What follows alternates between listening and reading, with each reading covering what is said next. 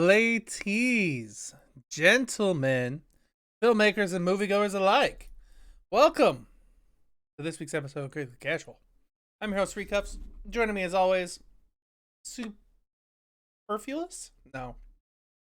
The amazing Dorkydev. What's up, Dev?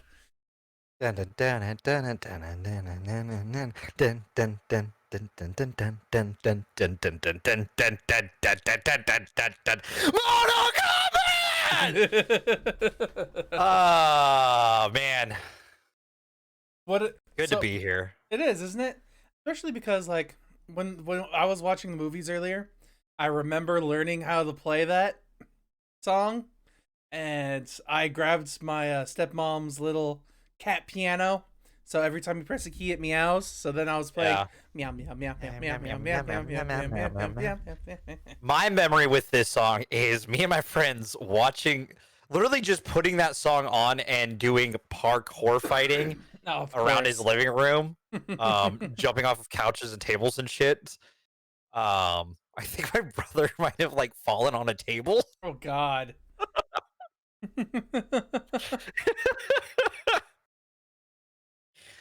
You know, things the kids do. Yeah, just everyday things. Just kid things. Yeah, exactly. You know. So yeah. Anything you want to talk about before we start talking about the movies that we reviewed today?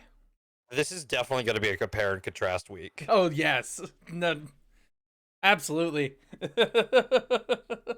So, this week, because I'm so clever and amazing at making movie titles, I called it M0rtal Review, and I changed some of the things with numbers because I'm so clever.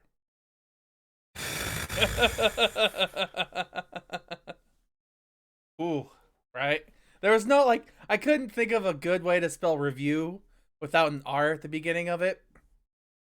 So I was like, yeah, nope. Sure. I'm at a loss. Oh, did you choose the GIF that you chose before seeing mine? Yeah. I love that. I love that we both probably had the same thought, like, it is the beginning of the podcast. Yeah, exactly. I hate us so much. Yeah, I saw like the first couple. I was like, this one could work. This one could work. Ooh, that's perfect. I'm just starting the show. I hate us. Yeah. So, instead of hating us, let's talk about hating these movies. I'm just kidding. Let's start talking about the first movie here, which is Mortal Kombat. Yes. Yes. Mortal Kombat. Released on August 18th of 1995 with a budget of $18 million. Opening US, it already made $23 million. Gross US, it made $70 million. So, you know, more than the budget required. Cumulative worldwide, $122 million. Quite a bit of money. It really is. And you know what? I'm not gonna lie. I think it's earned every penny. You know, it's hard for me to say because there are good moments, there are bad moments. This is definitely something that was made in the early 90s or mid 90s.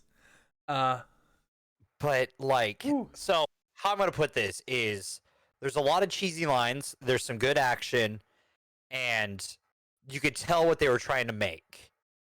And in all honesty, I kind of like it for that reason. Like, it definitely, like, things that, it definitely is a movie that you could tell that it was trying to stick to, like, whatever video game lore that they knew at the time. And their idea was, let's make a fighting movie. And they definitely made a fighting movie, that's for sure. But I feel like they sacrificed a few things. Like, I think it's the perfect amount of cheesy. I mean, is my thought cheesy? on it. Yeah. Sure, I think yes. It has a good amount of cheesy. Listen, on the grand scale of video game movies, this is up there for me. Oh, because I forgot this was a video game movie that we're gonna have to rate on our chart. Yes, both of them. So I guess I'll say this, Steven. I think this movie sticks to its source material pretty well. It does make some tweaks here and there. Yes, it does. But I think that's fine. There's a lot of cool moments. There's a lot of cheesy lines from the game that are just said, but they're said in ways that just like they're not off-putting. They kind of make sense for the cheesiness of the movie. Because you already like the movie starts out cheesy, so you kind of already expect it, kind of thing. It sets that tone from the get-go. And that's gonna be important later for me, okay? Okay. Like it sets that tone right away. Of this is gonna be a little silly. Because I doubt the movie would have been I don't think it could have been made to be a R movie in the 90s. So, you know, it's cheesy. The action I think is pretty good, given that like I like what I like about the action is it emphasizes the impact. Like instead of like cutting away from a punch, sometimes they zoom into the punch, which in my brain kept reminding me of X-Ray from the Mortal Kombat that was introduced in Mortal Kombat 9. Yeah, like where you punch them and then you could see the inside and like the ribs breaking. It would remind me, like every time it happened, I'm like, you know, this would be so cool if at the time they had that ability, because that is what it like reminding me of every time. Like you'd see him swing the punch and then it would zoom in on the rib cage and you'd see the punch hit. Like I was like, cool. We like it not only does like it shows you the hit, but it emphasizes the hit, which for this kind of action is really good. Because it means that you don't necessarily have to have the punch like connect on the person every time on the stunt people. So they aren't getting beat up entirely, and you can kind of like cut in a kind of more fake punch a little bit, but still make it feel like it's a hard-hitting punch. So it works on multiple levels, and it's cool.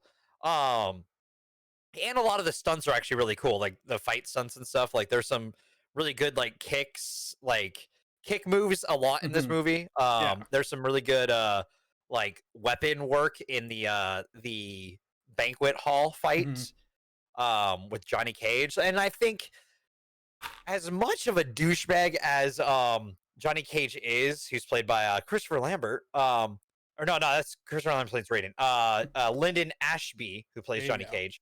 As much of a douchebag Johnny Cage is in this movie, he feels like he's the Johnny Cage from the first Mortal Kombat story. Like everyone feels like who they kind of are in the first game, I guess. I also love Liu Kang in this. Robin Shaw. Like, dude, talk about like comedic timing. Like he is the funniest thing in this movie, and it's just because of how he plays his character. Like, oh sure, I'll take that for you. Throws it into the water. Thanks. Walks away. like some of the things that you're talking about. Like, I'm gonna dip back to the action real fast first. I thought there were many good moments in the action, but overall, I was kind of disappointed. I'll be kind of honest. Like, I felt there was a lot of moments. Like, I am definitely comparing it to modern action movies. Oh, that's fair. In this instance, I mean, it's not fair, but I'll give you that. Yeah, like I'll be honest about this right away, and I couldn't help but notice there's many times where I could easily tell where I thought that they had not practiced the choreography enough times, where people were going a little slow on their punches and kicks, where you could see people like bouncing and waiting when they're like, all right, is it my turn to go in? All right, it's my movement. Let's go. Though, however, there were plenty of moments, especially when it got into the one-on-one fights, where it really started to go together. And like there are definitely times where it's like, nah, they need to speed ramp this or something to make it feel more impactful or like more intense and action packed. But then they do other moments where it's like, oh yeah, this is great. They're kicking and they're flying and they're flipping, and then wow, this is really good. Like, there's stuff like that I enjoy. I enjoy what they did, especially with Goro, being that he's, you know, just a giant dummy. He looks like a dude on the bottom with a dude on the dude's shoulders. Yes, absolutely. And I fucking love it. I don't know why I love it so much, but it's just, it's That's the part that takes me out the most, I think, honestly. I'm like, oh my god, I could. It's because the reason why it takes you out so much, because I saw someone actually describe it, because what I think it was the artist, like I think it's either artist who did like forearms from Ben 10. Mm-hmm. He talked about how to make that look real is you have to have them close, but you also it's a lot about back definition and having that you have to see a second set of shoulders. It's the only way those arms would work. Because that's the only way our arms work is because of our shoulder structure. Yeah. That's how we, can move arms like in every direction pretty much. Like we have our limits, We but got our pivot points. yes. I'm gonna warn you now, your crunches are really loud on your mic. We don't need ASMR. I'm just giving you the heads up on that before you okay, it's the last of it. It was before the show, and I didn't know if you had any more or not. I heard it before the show, so I wasn't going to call you out on it then. Just to give you a heads up now. Well, thank you. Now that we're live, and you could have warned me ahead of time. Okay, I thought you would be done with them beforehand. Okay, I'm sorry. God. Anyways, but I still love it. Like, I know how silly it looks, because it's essentially a second torso. But it's still funny, and I love it. It's like, again, it fits the tone of this being a cheesy 90s movie. Yeah. That's made for edgy teens. Like, it totally is that, but at the same time, I feel like they take it more serious than they do cheesy. Like, there are definitely moments where it's like, yes, I am the serious wit, and then they like, how do I explain this? There are many moments when I definitely feel like they are trying to amp up the seriousness. Yes, there are cheesy moments for sure, but like I just couldn't help I couldn't invest myself in it personally. Oh, I think like this is fine. I think the biggest thing that bugged me honestly is the transition points where it's like, all right, we're here, and then without any explanation or reasoning at all, just a hard cut. Yeah, we're hard cut to somewhere else, and then we're hard cut to somewhere else again, and then sometimes the transitions make sense, but sometimes I really hope the next one learned from that. Oh, I hope so too. I really, really hope they learned from that. Yeah. This isn't me foreshadowing something I have a big complaint about in the next movie. No. Well, at least in this movie, what they do is they actually I mean, it's kind of an exposition dump, but at least they have someone explaining what's going on in the movie. Like, yeah, there's a combat competition that happens. So, and it makes sense for the thing because it's characters who don't know what's going on. Yeah. Except for one of them. The two characters who don't know and one who kind of knows but doesn't really believe it. And then it's like, yeah, I am the lightning god, so this is what the fuck is up. Hello. And so like, I mean, I disagree with you because of how this movie starts. That I know it's gonna be cheesy because of how they do that, like with the Liu Kang's brother dying directly like into the trying camera. to be, yeah, pretty much. All of that to me just immediately goes, all right, we're going like Power Rangers movie level. Which, by the way, if we ever do the Power Ranger movie, I'm gonna be so stoked for that. We are gonna do the Power Ranger movie. Fine. All right, cool. Because I love that movie, as dumb as it is. Am I even ooze? I don't even know what you're quoting right now. Great. Don't worry, you will. When we get there. But like, I guess because I also just going into it, I already know it's cheesy. I guess I just like, no matter what, I'm going to think of this as a cheesy action film from the 90s that I don't think it takes itself too seriously. And I think that's what's to its benefit, in my opinion. I have to look something up myself, but keep talking. So like, I think that like, I mean, one of this movie's detriment, honestly, is also that it's got Paul W.S. Anderson, who you guys might remember from a movie we recently reviewed, Monster Hunter.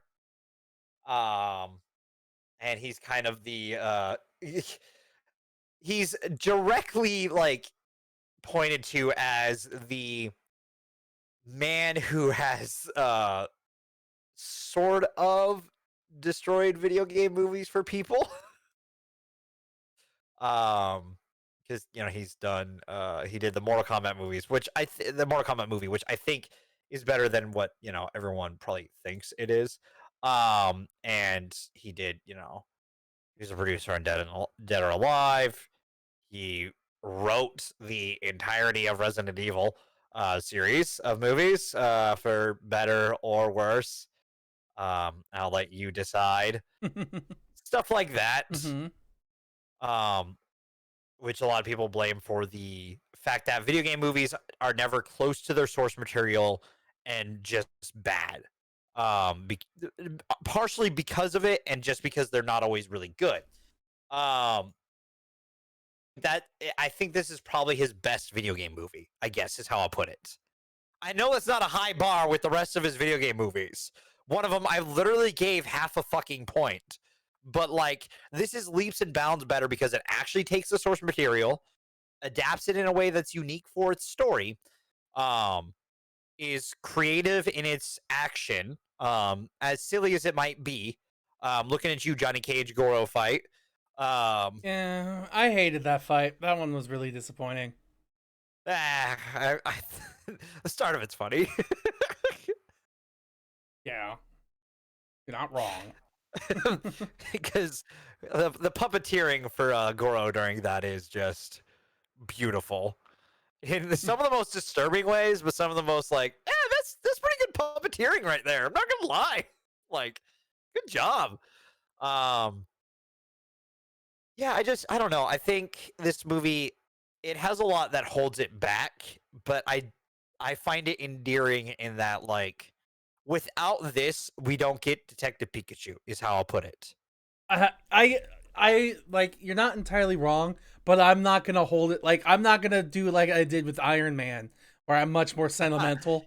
Like, that's fair. I yeah, will give you like, that. You're to me, it sounds like you're gonna give it like a 7 because you're like, nostalgia, and I'm sitting here like, all the reasons you're explaining why you love it, I'm like, I hate it because of that. I hate it because of that. Like, this movie is really bad. Like, technically, the acting and the writing and the action is very poorly put together. But is it still fun to watch? Yes, because it's fucking Mortal Kombat. Yeah.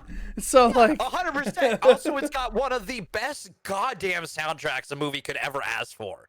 Like, every fight has a good, like, song to it. Like, the reptile fight music is so goddamn good. And I mean, again, this is where the Mortal Kombat song came from.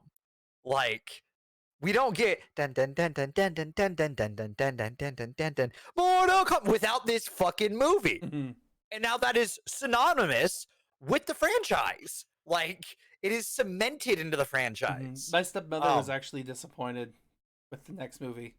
She didn't get enough of the techno, like the orchestral hits. Oh, we'll talk about that. Don't worry. Yeah, we're not there yet. We're not there yet. And I think, like, I guess, yeah, no, 100%. I'm sentimental for this movie because, like, in my opinion, this is, for its time, the closest we get to a really good video game adaptation. Is how I look at it. Because, I like, if it's an adaptation, I try to look at it based off of what the source material is and what they do with it. And this stays really to the heart of the source material. Besides, like, it does take down the violence a little bit, because it's trying to be a PG-13 movie. So we don't necessarily get, like, the mortal part of the combat. It's just kind of like occasionally a dude's thrown really hard against the ground and dies. But, like, it's still cheesy good, and I'm gonna, dip my chips in it and eat some cheesy nachos. So sue me. This movie definitely assumes you're a Mortal Kombat fan, though. Like, 100%. Yeah, you're watching this movie only because you know what Mortal Kombat is. Like, they have no intention of getting someone who's never heard of Mortal Kombat into the movie theater. No, 100%. The fact that this movie made $122 million is outstanding to me. I didn't realize how much money this movie actually made based off of its budget. Americans often forget about foreign markets. Well, the fact that it made $70 million in the U.S. Like, I mean, that's not like, what? It made its budget back opening weekend. Mm.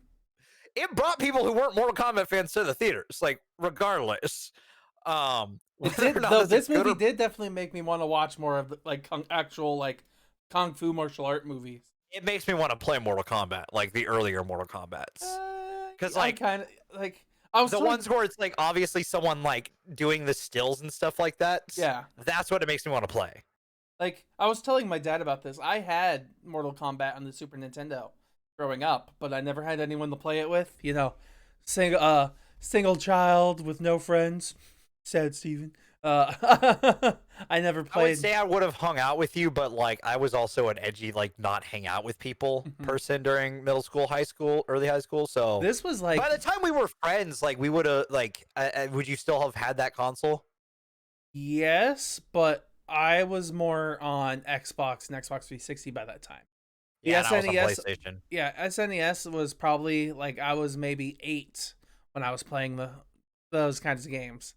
And yeah, like I never got into it. Video games make you violent. Yeah, apparently. Steven is not an example of that, people. Like if he was playing Mortal Kombat 8, trust me, he's not like I played it a bit. Like I just never really got super into it. Like I never got good enough to climb the tower at all because I was like, fair enough. Like there's no reason to play it. That's also kind of why I never played Legend of Zelda. I think I had Wind Waker. Or not Wind Waker, sorry. Twilight? GameCube? No, it was still SNES. So early. Oh god, SNES? That'd be so like SNES I think is Link to the Past. Yes. I had Link to the Past. And I never played it because as a kid with no attention span, I was like, I don't what's going on here? I can't just get in and play and like get to the fun stuff right away. That is one of the more open world ones too, because you kind of can go anywhere from the get-go almost. Yeah, and I didn't understand it at all. I was like, what am I doing? What's the purpose? I don't doubt that, because it is not like that. Like in the scale of Zelda games, that is the other than like Breath of the Wild and the original Zelda game, like those are the ones that are the most like, here's your game, have fun, kid. So like figure out where you're going. Like nowadays, when I have if they were to make a Super Smash Brothers movie, that would be awesome. I would be so hyped. Never happen. Though I've seen people say like, give us a Zelda show, like an animated show. I think like in the same vein as like Samurai Jack, because then the protagonist doesn't have to talk a lot. No, I hear you. It could work. In that style, like, yeah, 100%. It doesn't have to animate it the same way, but like in that style of like storytelling. Yeah, I hear you. But back to what we were talking about. Yeah, I just love this movie because yes, 100% is nostalgia. It is me being that casual ass goddamn dev viewer who is able to turn off his brain and enjoy this. I still enjoyed it. I couldn't turn my brain off. I was like, "This is bad." That's fair. I mean, you never do. So, like, I expect that from you. Me, I did exactly what I needed to do, and I will always enjoy this movie for its stupidity and just cheesiness and just fun. In that case, do you want your popcorn kernels? Yes. All right. Here's your 10 kernels. I mean, you're gonna hate me more because I'm actually giving it a 7.5. I was gonna say 8 originally. You said 7. I'm like, ooh, he's not gonna like me. Yeah. It's like this sounds like you're gonna ignore every flaw that this movie has just because you're like, yeah, I'm a casual. I don't give a fuck. And you said that, I'm like, yeah, no, that's 100% accurate. Like, I can't argue that point. Because, yeah, that's exactly why I gave it. Let me guess, you're giving it a 5. Yes. Hey. I would give it lower, but I would be shamed by way too many people to give it a lower score. Yeah, I was going to say, it deserves at least a 5. I'll still watch it again. Oh yeah, 100%. I will watch this again. Like, this movie is worth watching again, 100%. So yeah. So you want to watch it again, but with updated graphics? All right, let's talk about it. Okay. We're moving on over to the next movie. 2021, April 23rd, 2021 was the release date, with a budget of $23 million. It's made 34 opening US or gross US and 66 worldwide. Steven, this movie has a lot of cheesy lines, and I don't like them. You don't like the cheesy lines in this movie? You want to know why I don't like the cheesy lines in this movie? Is because the movie starts out setting a tone. Yeah, a very serious, distinct tone. And I love how this movie starts. Yeah. It's goddamn good. It is what I wanted from a new Mortal Kombat movie. I'm like, oh shit, it's gory as shit. It's fucking punctual action. It's really good, like, showdown moments, cool powers, cool weapon fighting, and just like it takes itself the right amount of serious and sets things up like, all right, I'm in, let's go. You set up the two characters that I really hope like show up the rest of this movie, and then it gets to the rest of the movie and it induces shit like Arcana, which is introduced in this movie. My brain was the entire time of this movie going like, what the fuck is Arcana? They explained something from one of the. I know they explain it, but like, as someone who's watched the Mortal Kombat or played the Mortal Kombat games, like I didn't remember what Arcana was. I'm like, what the fuck's Arcana? Is that something I'm just not remembering from the like more recent games? No, they just introduced it in this movie, and it makes total sense to me as a person who has never. Yes. Yeah, it's like it makes sense why sense these normal, average human beings, they need an explanation to it other than they need an explanation. Explanations in the story that is presented to adapt that you could use. Why Liu Kang has fire powers is because he's a fucking dragon. But in this one, he's a human and not a dragon. But he's a human in the games too. He just turns into a dragon, and we get to see him play. He was able to shoot out little beams because she has gauntlets that shoots them. The reason why Jax has big ass robot arms is because they build big ass robot arms. You didn't just magic them. Yeah, I hear you. There's a lot of just magicking shit out of me. Like I do and I don't simultaneously agree with you. Because some of it is like very plot convenient and very like, well, yes, whatever. But at the same time, I feel like it makes so much more sense as a movie now, personally. Like in the movie, sure, but it's because like, on top of that, the characters don't feel fun. So okay, I'm gonna backtrack real fast. You're like, in a movie, sure. We're a movie reviewing podcast. Why are you getting? I'm getting angry because it's just like it's changing something that didn't need to be changed. I hear you, but it does make more sense to me. Like, okay, other than you are a chosen person and now you get magic powers. Like, how? Why? Like, this makes so much more sense now. I just hate how it's used. Okay, if that makes sense. Outside of Cole's, I hate how it's used. Like, I mean, I liked Kano's. I hate that though at the same time because like just give Kano the robot face. Yeah, they were really close. Like you could have just done it and that would explain why he's got a fucking laser eye. But I think I would much prefer the way they did it in this one because I thought it was weird. Just in the last movie, they're like just this guy with a robot face. I'm not saying it's implemented well in the first one, okay? I'm not defending that implementation of it, okay? Because it's cheesy and it's not really explained how that happens. It's actually explained in a series made on a machinima like years later. And it's actually a really fun watch if you ever like feel like watching it. Anyways, no, see, my problem with it is that like Kano is arguably one of my favorite parts of this movie. Don't get me wrong. He is my favorite because he is just his jokes never miss. They always fucking work, and I've heard multiple people say this, but like partway through, you're like, I expect one of these just to like absolutely be bad, but they're not. He's always funny, and I love it.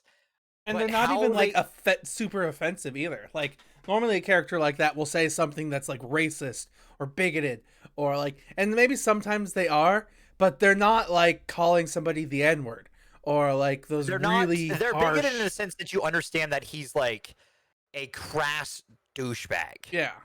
Not in the way that like they're just being like they're just doing something to be bigoted in a way, like, if that makes sense. Like he's he not says using the R word at any point in the movie. yeah, he like something to Shang to Liu Kang and Kung Lao. He says something to them about like with the egg roll scene. Mm-hmm. He says come power something or whatever your name is. Yeah, that was the worst part. That's the closest. Yeah. That's the closest. Like it is a little racist, but like for his character, it does make sense. Like it's not used in a way that like. He also does it earlier in the movie too, where he calls him MC Hammer, and then he calls him, I think, Bruce Lee at one point. Yeah, but it's in the way that makes sense for his character being a asshole. Mm-hmm. But it's also not the point that I was getting at. It's not excessively overly dramatic. Yeah, exactly. Just because they can. Like, yes, this is an R-rated movie, but it's R-rated because of the gore. It's not R-rated because of the language. Yes. But I just hate how he gets his power. I just do. I hate it. I don't know. Like, I like that scene. It's my favorite scene in this movie. It's a great scene, but I hate that he just shoots a laser beam out of his eye. Just random. I'm like, okay, movie, whatever. I guess this is how we'll do it. How I hate how Jax gets his power. Yeah, Jax has the worst power. That is the most stupid thing. I hate how Sonya gets her power. Sonya, I don't necessarily like.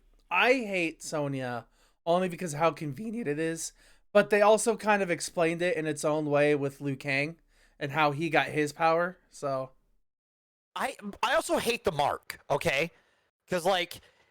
I thought, like, going into this, like, it felt like it would just be Cole's thing, but it being a thing all around, just, like, I just hate it. I hate the mark. I hate that way of doing it because, like, I like the idea of what Mortal Kombat is in the games and actually in the original movie of people being not chosen because of, like, being chosen based off of like fighter skill, you know, like you get a bigger group of people instead of like 5. We get 5. That's it. Because everyone else was killed already. That's so bullshit. I hate that. And I think the biggest thing I hate about this movie, most of all, or 2 things I hate. I got 2 things more I hate. Okay. After the opening scene, the action sucks. It's cool in moments, but overall, it does a lot of cut action. Where it's just rapidly strung together moments. Yeah. I watched someone break down the scene that like felt weird to me, which was when Kano gets the heart. Yeah. That scene, like I saw someone breaking it down almost frame by frame. Because it's like after watching the movie, like I was kind of like, I literally turned to my friend who was sitting next to me because I went to theaters. My friend bought tickets. We were in the VIP, so we were in the nice chairs, and the person sitting next to me, I know pretty well, and I turned over to him, I'm like, so that was the movie, and he looked at me like, wasn't that good, was it? And I'm like, no, I didn't really like it that much. We both agreed on it. I'm like, yeah, like the fact that like me, someone who reviews movies, I use that word loosely with me. I use it loosely with me too, so don't worry. I would consider what you do more reviewing than what I do. I'm just here to balance the scale. We are literally Rotten Tomatoes. I'm the popcorn score. You're the tomato score. We're just gonna have to change the name of our show now. Critically Tomatoes. We need to get picked up by Rotten Tomatoes. That way, way we can get picked up by them for that. But like, I don't like how a lot of this stuff is just implemented. Like there's some cool things. Like I like how Cabal is in this. Like his power looks cool, but also he just ends up kind of being lame in parts. There, like Melina kind of seems lame. Like there's just a lot of moments that just kind of feel lame to me because they don't have any build up to it. There's a lot of moments of just being like, well, this is what we're gonna do, and then they do it. Or a lot of characters who are introduced literally like 2 or 3 scenes earlier just to get killed. And the thing the thing about the cuts too is it also cuts badly from scene to scene. When I was watching it before the show, just to get a quick refresh, a scene that glares to me is when Cole is driving the vehicle in the dark.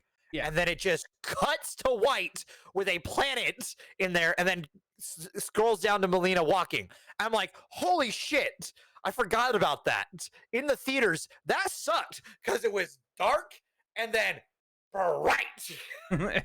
Everyone's like, oh, God. I was sitting there all of a sudden, I'm like, fuck. Okay. Why? Why do we do that? Because, like, if you're going to cut like that, you should cut to something that's still, like, at least in the darkness. Yeah, or like in a shadow. Dull the light. Because, like, what the rest of that scene, like, if it started lower, that would work because it's more grays. That would have worked as a transition. Instead, you cut to the fucking sky, which is bright. My eyes! Yeah, dude. And the thing I hate the most about this movie is that this is Mortal Kombat, and we never get a fucking tournament. Nope. It is the one thing you're supposed to do as a Mortal Kombat movie is give us a fucking tournament. But Dev, the tournament hasn't started yet. I know, and that's what pisses me off. What the fuck? It breaks all the rules of what we know about Mortal Kombat. Like, sure, it's the setup movie, Shang man. Tsung has cheated before, but like, legitimately, this is unfounded cheating. And like, we never get to the tournament. The one thing Mortal Kombat is known for is tournaments. It is what it is renowned for. It is what the game was made they got for. It's their own kind of tournament, you know, state tournaments. It's not. There's like 6 or 7 different action fights all at the same time. But it's not. No, I hear you. I hate it. But I mean, like, I'm gonna Mortal Kombat, Steven. Where's my tournament? I'm gonna compare it directly to the last movie. There wasn't even a tournament in that either. It was, I'm gonna fight. Now I'm gonna cut to another fight. Now I'm gonna cut to another fight. It felt like it felt like it was presented like a tournament, if that makes sense. Yeah. Which is better than what this did. This one said that there is a tournament, but they're just not there yet. So the next movie, why do this? They should have named it something else, probably, yes. Not Mortal Kombat. Probably named it Mortal Pre-Jury. I don't know. Mortal Cheating? Yeah. That's what this is. Like, the other thing I hate about this movie, too, is that, like, we expend so many really cool characters that would look like, and so many cool locations, like, that are notoriously awesome places in the games for some of the coolest fights. Like the big one that, like, I can say without spoiling stuff is there's the bridge with the spikes under it. Yeah, that is a synonymous, like, stage in Mortal Kombat, because you get, like, depending on which gen you're playing, like, you got stage finishers on there, you got, like, things you can bounce people off of in later ones. Like, it is a known Mortal Kombat location, and it's used for like a minute at most, maybe. And then the characters, some of them are literally used for a minute at most, maybe. And some of them have information they shouldn't have. Look at you, Cabal. How do you have that information? How did you know? What gave you that idea? Yeah, right. we don't know how you know this. And you're like, man, did you see this person? Yeah, we did, actually. Oh, well, let me take care of that. How'd you know? Why'd you guess? Why would you guess that he's there? I mean, so I have a quick question though. Speaking of like character decisions and stuff, Cole Young. Yes. He's an original character for this movie, right? Yes. Okay. He's kind of. So I was looking into it, who he might kind of be based off of. So I'm looking that up now. Someone says he'll become Cyrax. Cyrax. Maybe one of the theories. Cyrax. Let me double check that real quick. Sorry.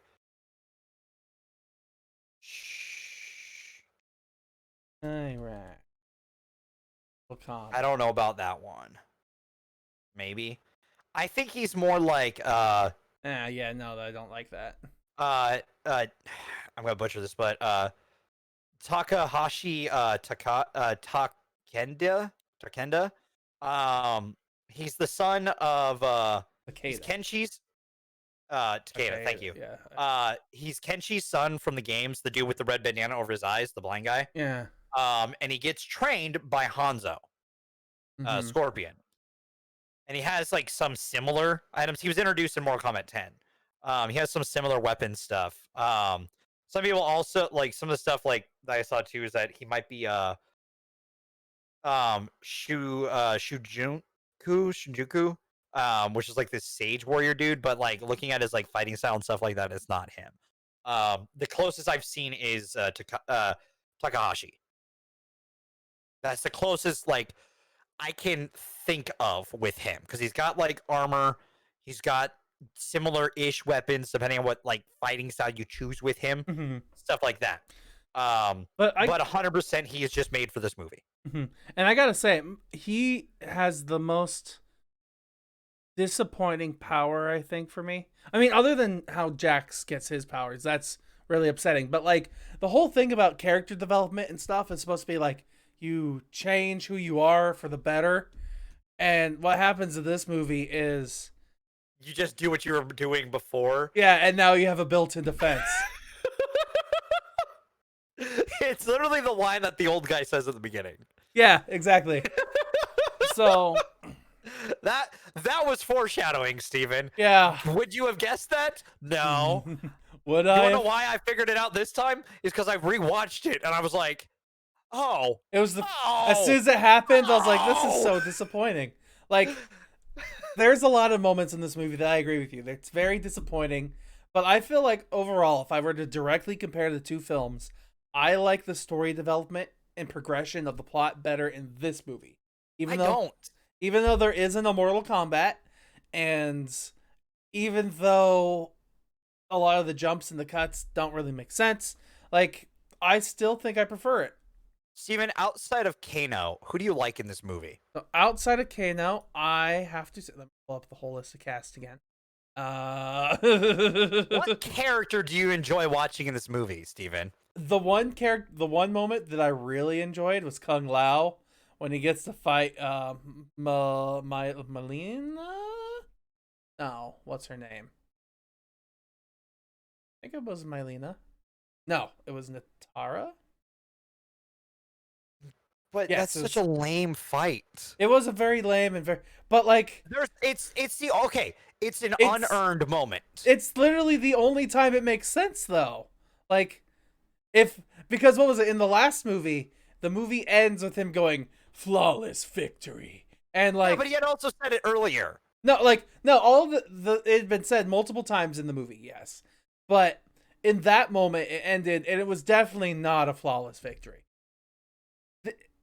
Like other moments in that movie, yes. That one, no. But that's still how they decided to end the film. And in this one, it was definitely a lot more flawless and yeah, but like it's so unearned, and also that line is part of my problem with this movie. It was a throwaway. It was unearned throwaway, yes. At least I don't need those lines. Like the only time the line feels reasonably earned.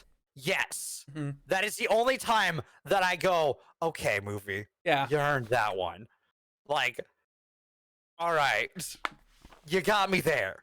Every other time it directly says a line that is heard in the movies outside of Kano. Because Kano's just this weird entity in this movie that doesn't feel like it fits because it's this little golden piece that the rest of the movie to me is like at best like iron. And Kano is a piece of gold. And you're like, this isn't Minecraft, so that's the best part. And like I think the thing is, like, I just don't like really any of the characters in this movie. Because, like, the two characters that we start the movie with show up so little the rest of this movie. Like, they aren't outside of Bihan Sub-Zero. Like, Bihan has some moments where he's important, but, like, they're moments that he's important. And, like, he doesn't even get some really cool moments. Like, he has one fight before, stands around, says Bihan is no more, I am Sub-Zero, which is the lamest way to say that. My name's not Bihan anymore, Mom. It's Nightwing. Did he decide to call himself that day? Well, yeah. How long has he been working for Shang Tsung? Like, has centuries. Yeah. And you're just deciding to call yourself this now? What the fuck? I mean, you're not wrong. That's one of those moments where it's definitely like just a fan bait click moment. But the problem is the fans aren't gonna like that. As someone who watched this with fans of the games, all of us walked out being like, I mean, the action was kind of cool. And like part of the action that I hate too is how much CG that they used to amplify it. Like, all of the blood was CG blood. And a lot of the times what they ended up doing is, especially I noticed this right away in the first fight, they would forget where they put the blood on the screen, and like it wouldn't be there in the next cuts.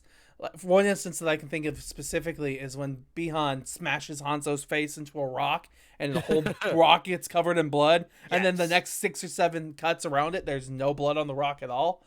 Or the part where Bihan like ends up teleporting behind Hanzo for that like stab in the shoulder. Like, he's in front of him before, kind of. Like, there's a gap, and then the next cut is there. That's part of the problem, is the cuts in action. Like, that should have been the indication for my brain to go, okay, but my brain during the first viewing kind of missed that cut. There was also Second one viewing, moment. I'm like, okay, that was bad. There was one moment too with Hanzo, like he throws his knife, and then when he goes to grab it, you could see like his hand literally goes through the knife, and like it disappears on the guy's body, and then they cut to see him holding the knife and wrapping it up again. Like, yeah, like, again, but that's like a minor thing that, like, if you're watching the first time, like in theaters, you might miss that. Yeah, no, it's you gotta keep an eye out, but it's just small unfinished things. I feel like always, what they ended up doing is they rushed the post-production team to get them done, and they just needed a little bit more time. And it sucks too, because like watching like the cast talk about this, because they had like a cast trailer just talking about like, yo, this is gonna be like a really fun thing, because like we did a lot of like actual stunt work and stuff like that. Like, we put a lot of heart into it. I'm like, I see the heart in this, but at the same time, as someone who likes Mortal Kombat, I'm like, you didn't earn the moments that you used the goddamn fucking Mortal Kombat theme. You used it 2 times, really. The first time you use it doesn't make sense. Like, I don't think they actually used it. I think I know what you're talking about. I heard the rhythm, but I don't think it was the actual Mortal Kombat theme. Is it with Liu Kang? Yeah. I just watched it. They kind of do. Okay. Like, I heard it. I was like, they do the. I don't hear the pitch changes when I listened, but once again, it's me. So I mean, that's fair. I mean, and like it's such a short moment that like I didn't fully remember whether or not like it had it fully there. I literally like I just watched this like I finished it. I mean, I didn't finish it, but like I was at the end of the movie when you started the call. See, what happened was the finish him popped up, and you just give him a little jab, and he fell over. Yeah. The second time they use it is like kind of earned, but like I don't feel it's earned because it's like still not a competition. It's not the Mortal Kombat. That and because the characters in this fight, one of them hasn't made himself interesting in the movie. Um he's he's just there kind of in a way because he has to be there because the plot. Mm-hmm. One of them was only in one scene of the movie before this. And then Deus Ex Machina's himself back to life. Yes. And the other has done jack shit the rest of this movie. What do you mean? He's been outside of one thing. Yeah, he's there, but he hasn't done jack shit. Like he's the final force of fight, reckoning. no one in this is interesting, or you have an investment because it was the only investment you had in the characters were at the start of the fucking movie. Yeah. Like, you had the three things you have there. Don't make that earned. Like, as cool as it is, because like there's the cool moment, like we said, where Scorpion does the thing and he says the line, and you're like, you earned that, I guess, movie, because it's cool. But did you earn it? And then it plays the music. I'm like, you didn't earn that. You get one or the other, movie. You can't do both. I'm giving you the line. I'm not giving you the music here. Yeah, that's unearned. And just, oh god, man. I know I'm kind of railing into this, because I mean, I will say there are things I do like there's some cool designs of the one like CGI character. There's some cool choices with some of the designs for how like the characters look. Kung Lao looks awesome in this movie. Like with his as Kano put it, his sombrero that he's gonna shove so far up his ass that he'll start speaking Spanish. I definitely, when I was watching Kung Lao in this movie, I was like, you know what? I bet if Dev had an Arcana and he'd be like, I want to be just like Captain America, he'd turn into Kung Lao. Oh yeah, 100%. Kung Lao's awesome. No, if I turn into anything, I'd actually be what's his name from it? It's Spectre, I think, the red cyborg. He was my go-to in Mortal Kombat 9. As long as it's not a frisbee hat. Better than fire. If I got, dude, I'd love that though. Yeah. I mean, it's an awesome thing, and I think honestly, if he got more time, I think he should have been the main character. Because if you're not gonna make Liu Kang the main character, who I know he's always the main character, but there's a reason why he's always the main character. Mm-hmm.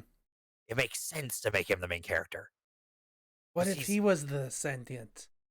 Okay, that wouldn't make sense. Okay, that would be. I will allow a movie to take liberties, but that kind of goes too far. Because then you're really pushing what the fans of the thing are gonna allow. Yeah.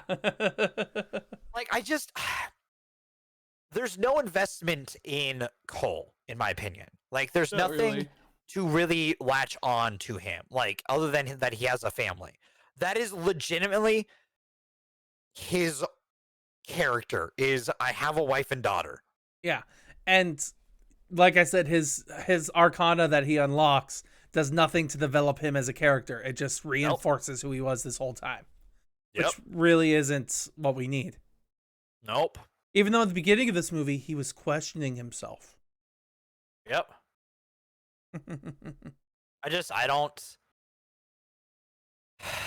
I like, because the problem is too, I really do want to like this movie more. I kind of do like this movie. Like, especially because they amped up the speed of the fighting. Like, I felt like it just flowed better. I don't, because like breaking down the fight with I know what you're talking. Yeah, I get what you're talking about. With like the cuts in the fighting were a lot worse. Like, okay, it was not as like connected, and you could follow the action as easily. I'll give you that much. I'll point out two fights that I think go against your argument. is the Jax fight against General. Which time?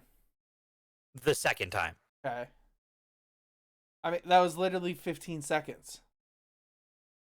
And the Coles fight when he gets his Arcana. Mm-hmm. That fight to me just feels like he's swinging in the air. Like rewatching it this time, like just watching it, like it just looks like he's kind of just swinging at certain points. I mean, and I'm like, it is what he's doing. I made that joke actually at one point in the movie where you get to see them swinging at the air because they think they're fighting Reptile. And it's like, hey, you actually get to see the actors acting. Look at that. Or like for me, like the fight with Liu Kang and Cabal round 2, like that one doesn't feel. I don't feel the punchiness, if that makes sense. I don't feel what I guess I don't feel what you feel for those fights because it just doesn't. Because a lot of it is just that it's quick cuts. Because like you want to know what I wish this movie did? Is it throw somebody off a cliff and call that a good end of a fight? I mean, yes, but that's not exactly what I'm getting at. You know how I brought up in the last one how it had those moments that I was like, man, I really wish this movie had the technology to do X-rays. Yeah. This movie has the technology to do X-rays. Yeah, but that wouldn't have fit the aesthetic of the rest of the filmmaking. Well, the jokes don't either. The cheesy moments in this movie don't fit the rest of the filmmaking. Because this movie takes its fucking shit way too serious. Yeah, it's a lot more serious of a movie than... I'm okay with it being more serious, but like, you can't be this uber serious thing while also making jokes outside of it that are also like the cheesy one-liners from the game. Like, you can't have someone going flawless victory or someone going fatality. Like, saying it like that. The only one I'll accept is Kano wins and I will suck out your soul. Or your soul is mine. Yeah. Because those two actually work in its context. What about get over here? That one's a gimme. Okay, I've already said that. That one was like, I don't have to say that one. The other ones, like, I am Sub-Zero, feel like, oh, you like this thing, right? Mm-hmm. But I would have liked it, like, used contextually? I guess. Like, if he had, like, he had just been, like, don't even say his name when he's talking to Shang Tsung. Like, when he's like, I need you to go kill the combatants. And just in that fight, like, in that moment, like, when he, like, have the, like, Cole and him meet. Like, have them actually meet. And, like, Cole maybe go, like, who are you? Kind of thing. And then that would make sense for him to go, like, I am Sub-Zero. Yeah. Like, that would make sense. That does make more sense. Not Bihan, I need you to go kill the things. I am not Bihan. I am Sub-Zero. When did you change your name, motherfucker? Just yesterday. It's like the Family Guy joke where they make fun of John Hancock. It's like, we're looking for John Foot Penis. It's John Hancock now. Why? Just reasons. Yeah. But, like, there are better ways to do the cool lines. Like, because, like, even then you can have Shang Tsung say fatality. It would make more sense. But it would only make sense in the aspect of it being a fight, like a competition fight. Maybe they should have done that. Yeah, I hear you. Steven, I really wanted to like this. And it's just because you're a nostalgic person. Like, I think this is better. I really do. I don't. I know you don't. We've spent the last hour talking about... Oh, let me rephrase that. We spent the last half an hour talking about how you don't like this movie. I get that you don't like this movie. But I've explained why. I've given a lot of detail as to why. You have, and I don't disagree with most of your details. In fact, most of the stuff you bring up is stuff that I was going to bring up myself. But I still like it better. I'm not arguing you with that. I won't argue. I expected you to like this one more. Mm-hmm. That's what I came in here expecting. Like, it doesn't sure, it doesn't follow the source material as closely, which I'm totally fine with, because to me it makes a much better story from beginning to end. Sure, it doesn't actually have a Mortal Kombat competition, but like it still has a bunch of fights, and it's still the action movie with a bunch of the moves that people wanted to see. Does it have all the moves people wanted to see? I was enjoying what I saw. Just like, you even got to see someone have a spine in the middle of their hole, which makes no sense. I hate how that happens. I hate how that happens so goddamn much. I hate that. I hate that moment. It was a parting gift. I don't care. I hate that moment. It is so unearned. It pisses me off. What if the markings have, each one of them have their own specific power? Just take the markings out. And then, like, so if Jax were to die, the next person would get robot arms too. I don't, like, why? Why is this a thing? Like, you shouldn't have that. Okay, just give everyone an Arcana, okay? Because half this movie is Sonya, like, moping around because she doesn't have a fucking marking. She's a notoriously important character to the fucking story, and she just sits there moping the entire fucking time. Her character has done a lot of disloyalty too. You're not wrong. Like, once again, you're not wrong.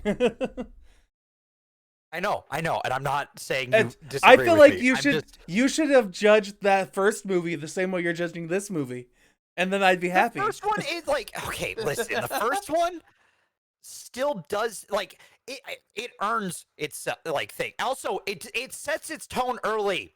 It doesn't set itself out to be this serious fucking thing.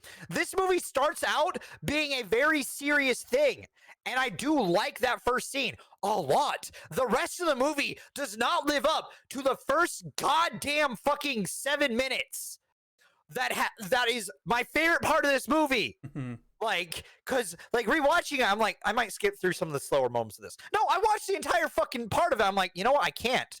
And it ends there, and then it does a fucking words. It does a words to explain what's happening. That was the worst part.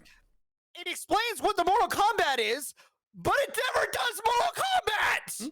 But you're not there yet. Why explain that there's a tournament 7 fucking times in this movie and never get to a tournament?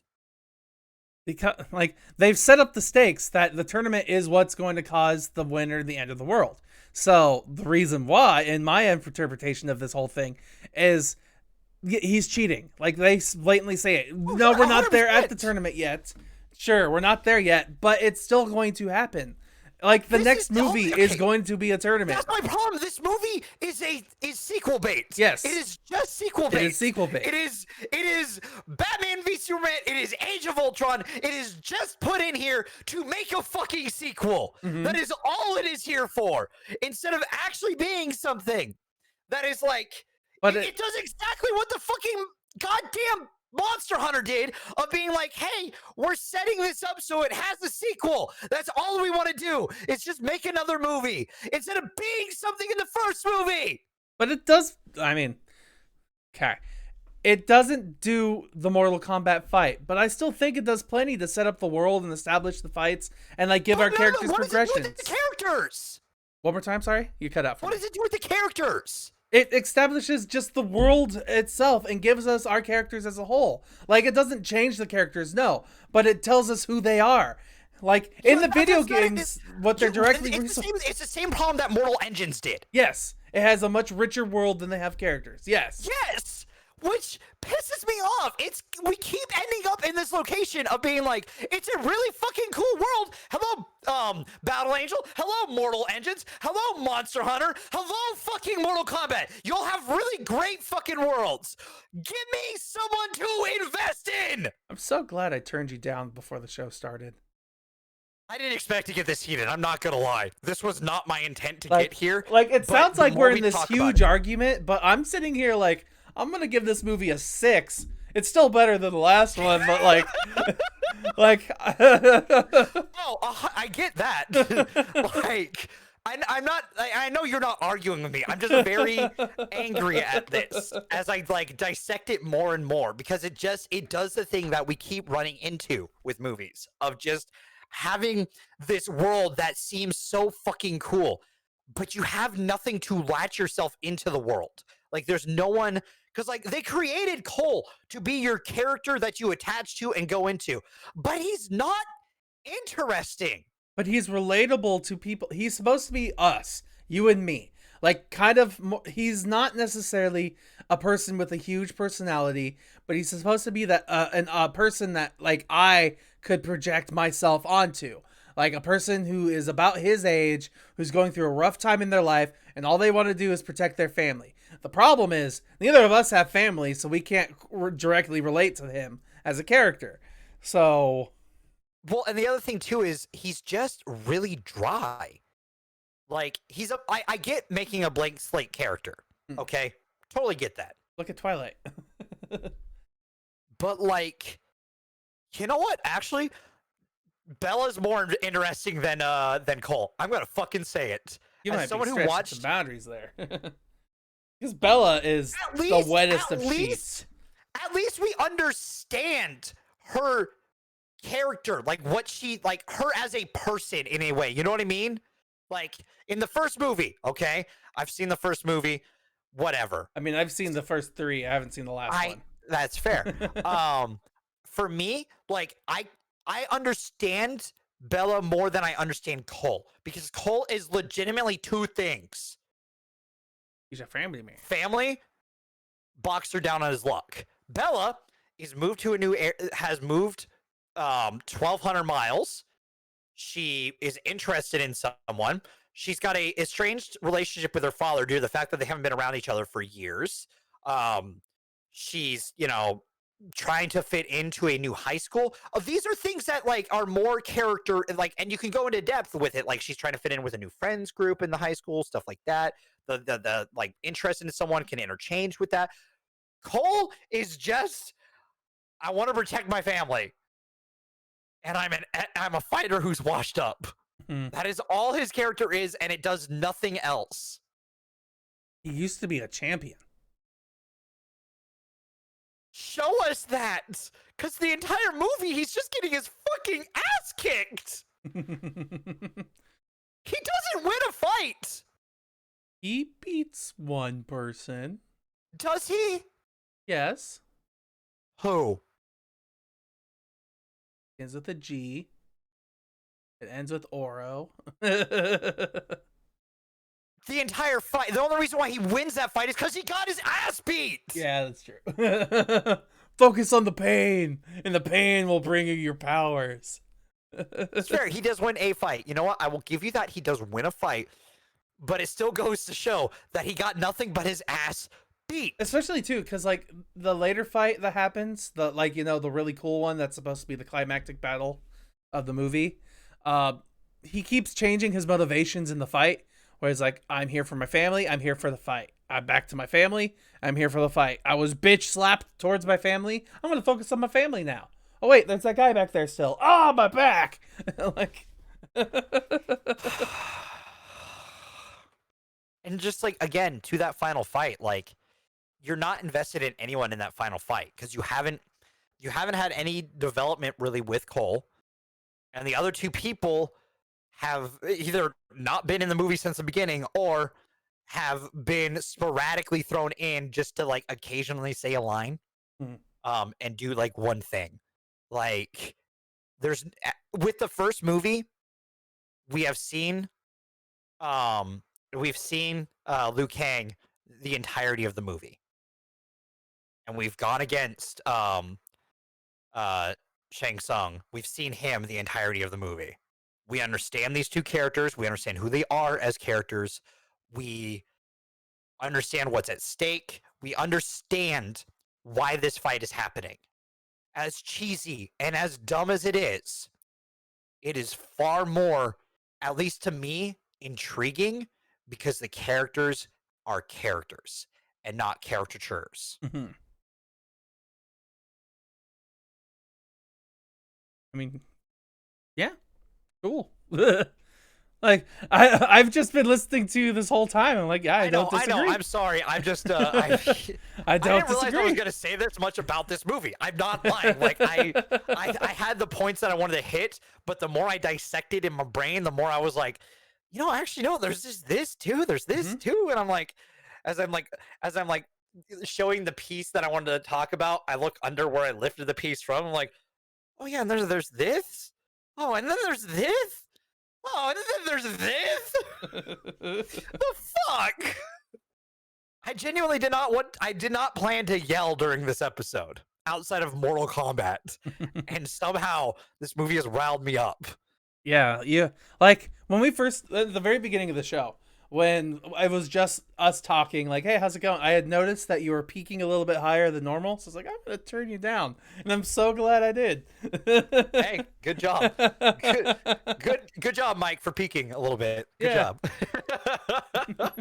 Because, like, I don't know. Like, I genuinely did not expect my brain to be that heated about this. Because, like, because I walked out of this being very moot point. Like, for me, it was just a very lukewarm movie. Like, it was like, all right. Like, you're kind of seeing what I like, because do you remember a few weeks ago when I was talking about how much I didn't like Godzilla versus Kong? Yeah. I watched that movie twice, and after the second time, I was like, well, this is dumb, and this is dumb, and this is dumb. Like, fair. I understand you now. But to counterpoint that one, it's a fucking kaiju movie. This is supposed to be Mortal fucking Kombat, and we just don't ever feel, because I guess I can understand both points now. I understand your point on that, because there aren't any interesting characters and there's a lot of humans in that.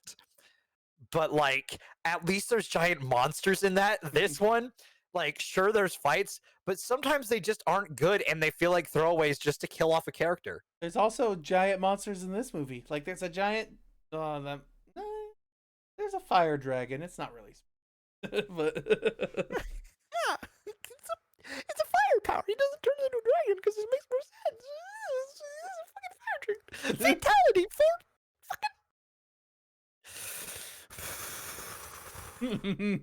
you wanna I'll give you your pop. Yeah, let's say give me my popcorns so we can actually go into spoilers for this movie. Yeah, even though we definitely spoiled some things for this. It doesn't matter. During my heated moments, I'm sorry. It's fine. I did it too, so it's fine. I'm gonna give this one myself. Like I said earlier, it's a 6. Like, it's, to me, just slightly more entertaining. There are a lot more, like, nuanced things that I feel are wrong with it, but they're not, like, overly blatantly, like, in my face wrong. To me. That's fair. Originally, I had put down at 5.5. But I think with how much, like I said, 4.5. No, I'm not going that low. Oh. I am going to put it at a 5. Okay. But I think the reason why I'm not going to bump it back to that 5.5 is because I think it was that, like, as I pointed to a thing, it made me point and, like, look down and be like, but then there was also this thing because that relates to this thing and this and that and this. Like, the more I talked about it, the more I'm like, there's a lot about this movie I didn't enjoy that I wanted to enjoy. Because this is 100% a movie made for me. You ordered an omelet at a restaurant, and then you came to you cold, and you're like, this isn't what I wanted. But then when you looked at it again, you're like, wait, is that a hair in this omelet? And a bug? That's definitely not what I want. Oh, the peppers are molded? Oh. Why does the salad taste like moldy tuna?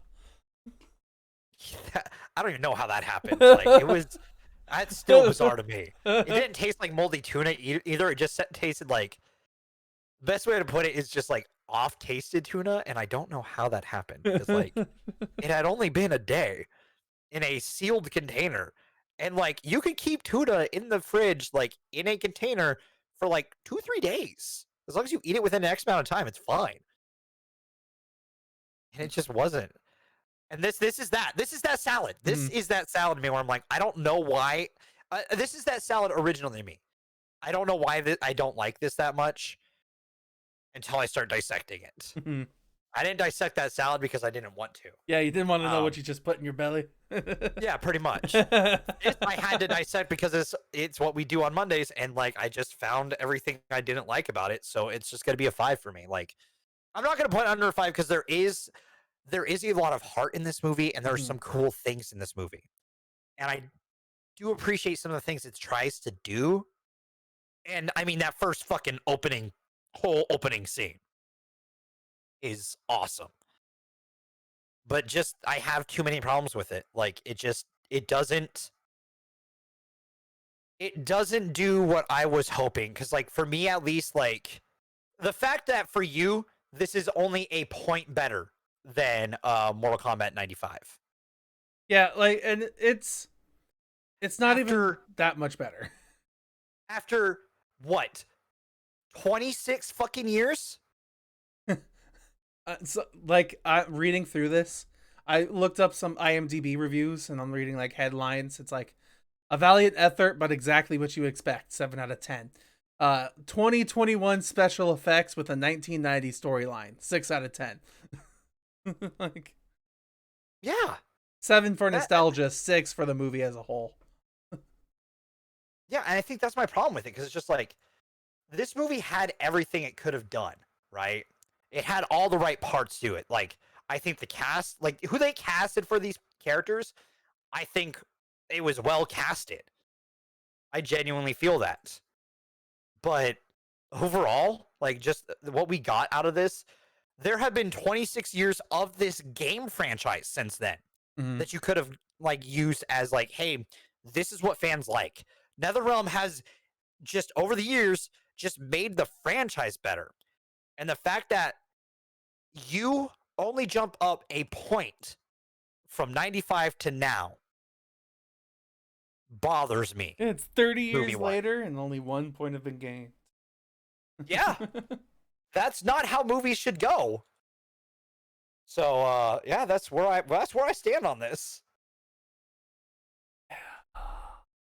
So, spoilers? First list. I guess. Okay. I'm going to take the liberty of, because we're going to add 2, so we had 10 originally. We're going to have 12 now. I'm just going to put at 12 Monster Hunter, okay? Okay. That is bottom of the barrel video game movie for us, okay? So, starting at 9, we have Prince of Persia: Sands of Time. 8, Angry Birds 2. 7, Assassin's Creed. 6, Pokemon the first movie, Mewtwo Strikes Back. 5, Battleship. 4, Tomb Raider, 2018. Rampage, Sonic, Detective Pikachu at number 1. Where are we going to put 95? So 95, I think. What was 7th again? Assassin's Creed. I'm feeling above Assassin's Creed just because I feel like it's more just based off of rewatchability. Yeah. Well, where in the drive list is this? 2020, 2021. You used to have all of the there's a list one. Like in between there's 2021 and then list. Okay. Yeah. That way I don't have to keep asking you. Yeah, you're good. I feel like it's at least above Assassin's Creed for the 95 version. Maybe above Mewtwo Strikes Back due to the fact that like it's Mewtwo Strikes Back is a very dense movie for being a kids movie. Mm-hmm. There's a lot in there that like if you don't understand Pokemon, you're not gonna get it. But if you like Mortal Kombat, you don't necessarily have to have watched the games to get what's going on in the movie. I'm just thinking about this right now. Like, once again, I'm just staring at this list, and the benchmark is fucking Battleship, and I hate it. Right? Oh, like, why does it have to be better than movies? Neither of these movies pass Battleship for me. Yeah, they don't for me either. Like, I'm just that. It's literally a wall of a ship, just like, you ain't getting past the top 5, bitches. I hate it. Love it at the same time for how dumb it is. Oh, God, But yeah. you feel 95 could go at 6. Can we? So, what I want to do here is I want to put 95 above the 2021 version. Okay. But can we make the 2021 tied with Pokemon, the first movie?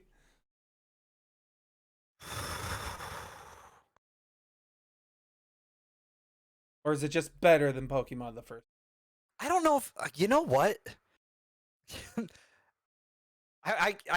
I'm okay with doing it, but like for me, from at least from the from my heart of hearts, as I wear a Kingdom Hearts shirt, because you know it's a video game movie review, so I had to wear a video game shirt.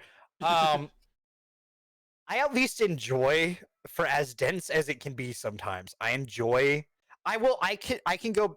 I guess I'll base it off of rewatchability. I think I would rather go, like, if I had the two options, I would go rewatch Mewtwo over the new Mortal Kombat. Having already watched it twice, I don't think I'm ever going to really watch this again. I don't think it's with other people. Yeah. Like, I'll probably end up watching this again at some point. I don't think, though, even for nostalgia purposes, I don't think I'll ever watch the first movie again. Oh, I doubt I'll watch it. I will watch that one maybe once every few years. Like, I might watch the first movie with my child if I ever have one. Be like, this is what I grew up. I could see it like, or I could see like a movie night with friends. Maybe. But then if I was doing that, I would watch the remade version of the first movie on Netflix. I mean, fair. But for me, like, I don't, outside of like someone putting it on the background, I genuinely do not see myself putting on, in a scenario, the new Mortal Kombat. All right. So, if you want to tie it, we can tie it. I'm okay. I can live with it for now, at least. Only until we do the next movie. Okay, like, once we have another video game movie, then we have to break the tie. Okay, I can deal. I can live with that. Okay. I will accept that fate. Which, who knows when the next video game movie will be? It could be the next Avengers movie, because there is Avengers video game. I'm just kidding. No, shut up. It'll probably be the Super Mario movie. That's gonna be from Illumination Studios. All right, so that'll put the list at that will do that, and we will put, so there's gonna be 2 7s on there. Yep. Right now, but there will still be a 9th. So that'll put the list at so we'll have Monster Hunter still at the bottom, and I think that will always stay at the bottom unless someone fucks up so bad that Steven allows me to put a 0. We have Prince of Persia at 11, Angry Birds at 10, Assassin's Creed at 9, Mortal Kombat 2021, and Pokemon the first movie, Mewtwo Strikes Back, both at 7, 6, Mortal Kombat 95, Battleship at Mortal Kombat at number 6, sorry, 1995, Battleship at number 5, as this impenetrable wall that will never be passed, Tomb Raider 2018 at number 4, Rampage at number 3, Sonic at number 2, and Detective Pikachu at number 1. You want to know what movie I think will bump Battleship off the top 5? What's that? Sonic 2. You know, probably, actually. I know you probably hate that thought, but thinking about it, I think that's the only thing that could do it at this point. So, yeah, like, I don't think you're wrong. Part of me kind of hates saying it, but like, I'm like, for me lately, just staring at this list, I need to rewatch Tomb Raider. Do you think it might be too high? It might be too high. I looking at this list again, I'm like, I might have enjoyed Battleship more. So, and if that's the case, I think Rampage is right where it needs to be. Yeah, Rampage is fine where it's at. It's Tomb Raider's the one that's got me off at the moment. So I will have to rewatch that, and I'll get back to you. That's fair. So yeah. Like, oh, what a fucking list. The fact that, like, the fact that you agreed to put Mortal Kombat 95 above Like, it would just be a quicker conversation. Fair. Like, would I be willing to fight for this? Probably not. Only, like, even though I did personally enjoy the new one better, I don't think I enjoyed it enough to be like, it deserves 7th over 6th over 8th, or like. Oh, that's fair. A lot of the way that I rank like a list like this is just like, especially with video game movie, like this video game movie list, the way I kind of look at ranking it is based off of like mostly like rewatchability. Yeah, and personal enjoyment.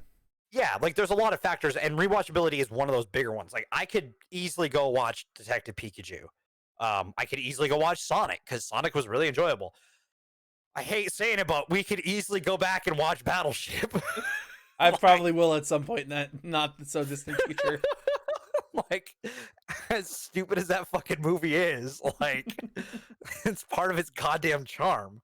And 95 Mortal Kombat, like, I could easily see myself watching again because I've watched it multiple times, like, and I still enjoy it for what it is.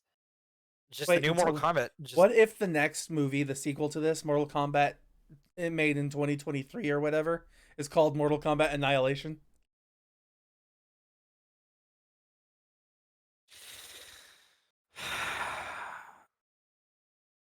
Let's get ready to spoil. All right, I could take that. That's then they need to kill Cole Young at the beginning of the movie, like they did Johnny Cage at the beginning of Annihilation. Yeah.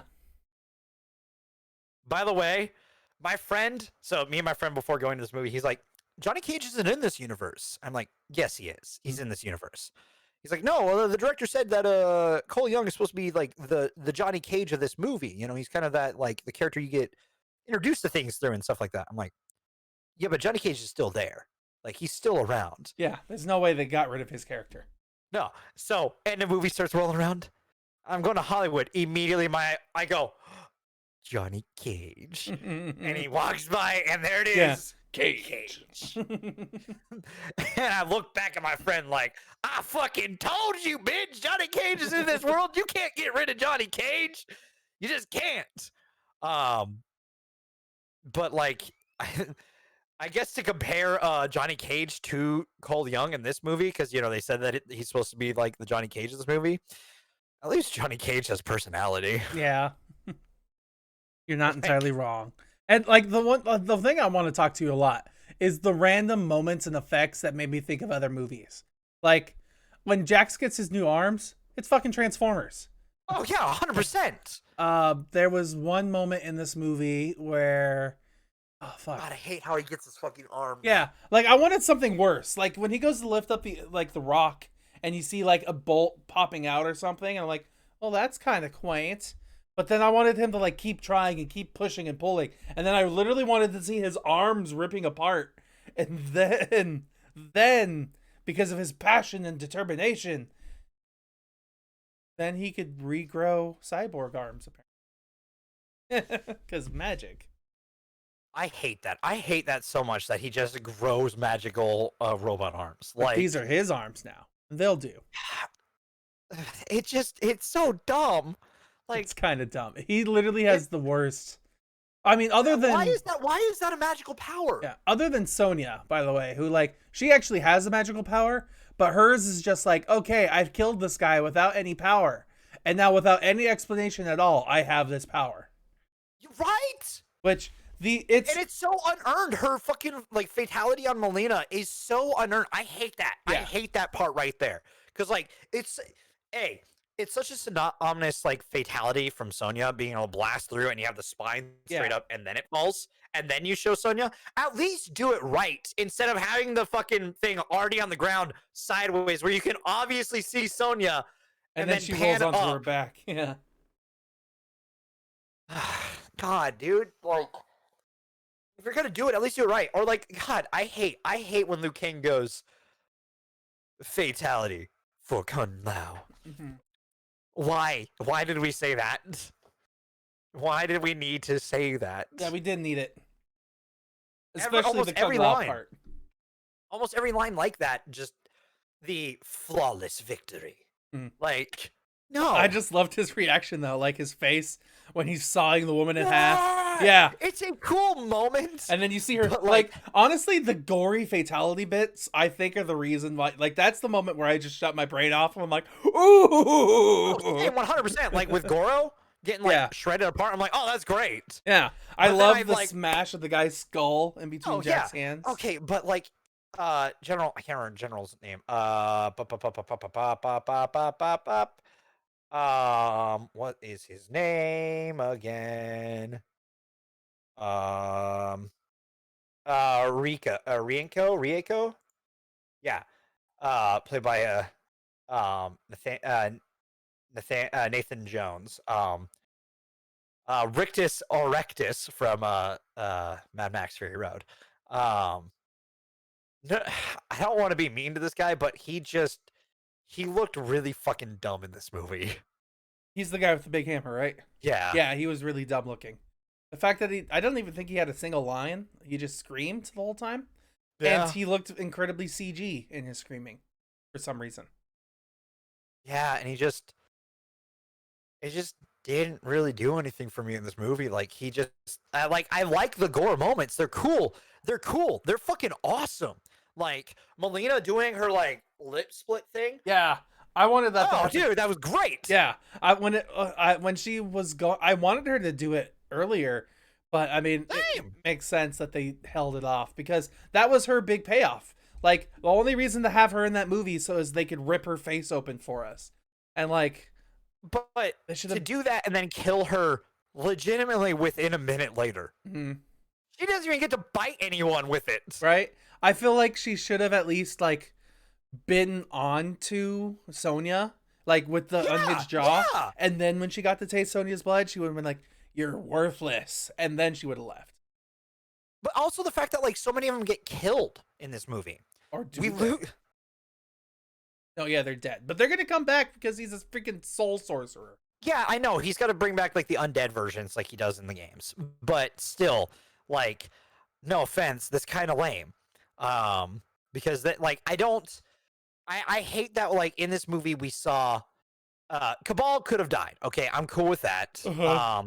Kano, sure, I guess. But, like, my problem with that is, like, my big problem with Kano dying in this is that we build up his gaining of a power so much throughout this movie just to kill him off, to never really see him use it.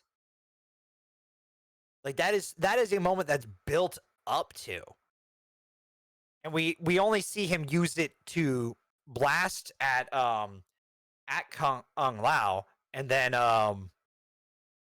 to blaze through, like, the RV. And then he gets stabbed by a gnome. Yeah, I was watching this movie with my stepmother and my dad, and when he spits on the gnome and you get to see the loogie in its hands, she's like, "All right, you've lost me." Like, that was completely unneeded, and it was disgusting. Yeah, I agree. Like, this movie doesn't foreshadow things very well. No. It points at a thing and be like, remember this. Mm-hmm. Oh, he's a punching bag. Remember this. Mm-hmm. Oh, I don't he like spat gnomes. on a gnome. Remember this. He offered her Mark. Remember this. Yeah. And I think that's my biggest problem with the Mark. Just let it be like Ki from Dragon Ball. Let it be something that people can learn to do without the Mark. And maybe Cole's, like, is because of his Mark. Make Cole the only person with the Mark. Like, I don't need everyone to have, like, I don't need this, like, transfer of power Mark bullshit. And I don't like that Sonya's whole character motivation is trying to get herself a Mark. Like, she's, for the last 7 years, been obsessing with these marks only because Jax has one. And she herself wants one now, too. Well, she wants it because she understands the weight of the situation. She's like, I feel useless in the situation. But she took out someone with the Mark and gets it, and, like, cool, I guess, but it doesn't necessarily feel earned. Because, like, okay, my other thing about how, like, everyone does their fights during that part where she gets her Mark is I hate that fucking exposition of Cole going, like, all right, guys, this is what we're gonna do. And then, like, Jax gets sent away to fight for 10 seconds. Jax's fight is like, Round 2. Bam, bam. Yeah. Done. Clap. Sonya's fight is Secret Snake. kinda. Solid Snake. Snake. Yeah. Sonya.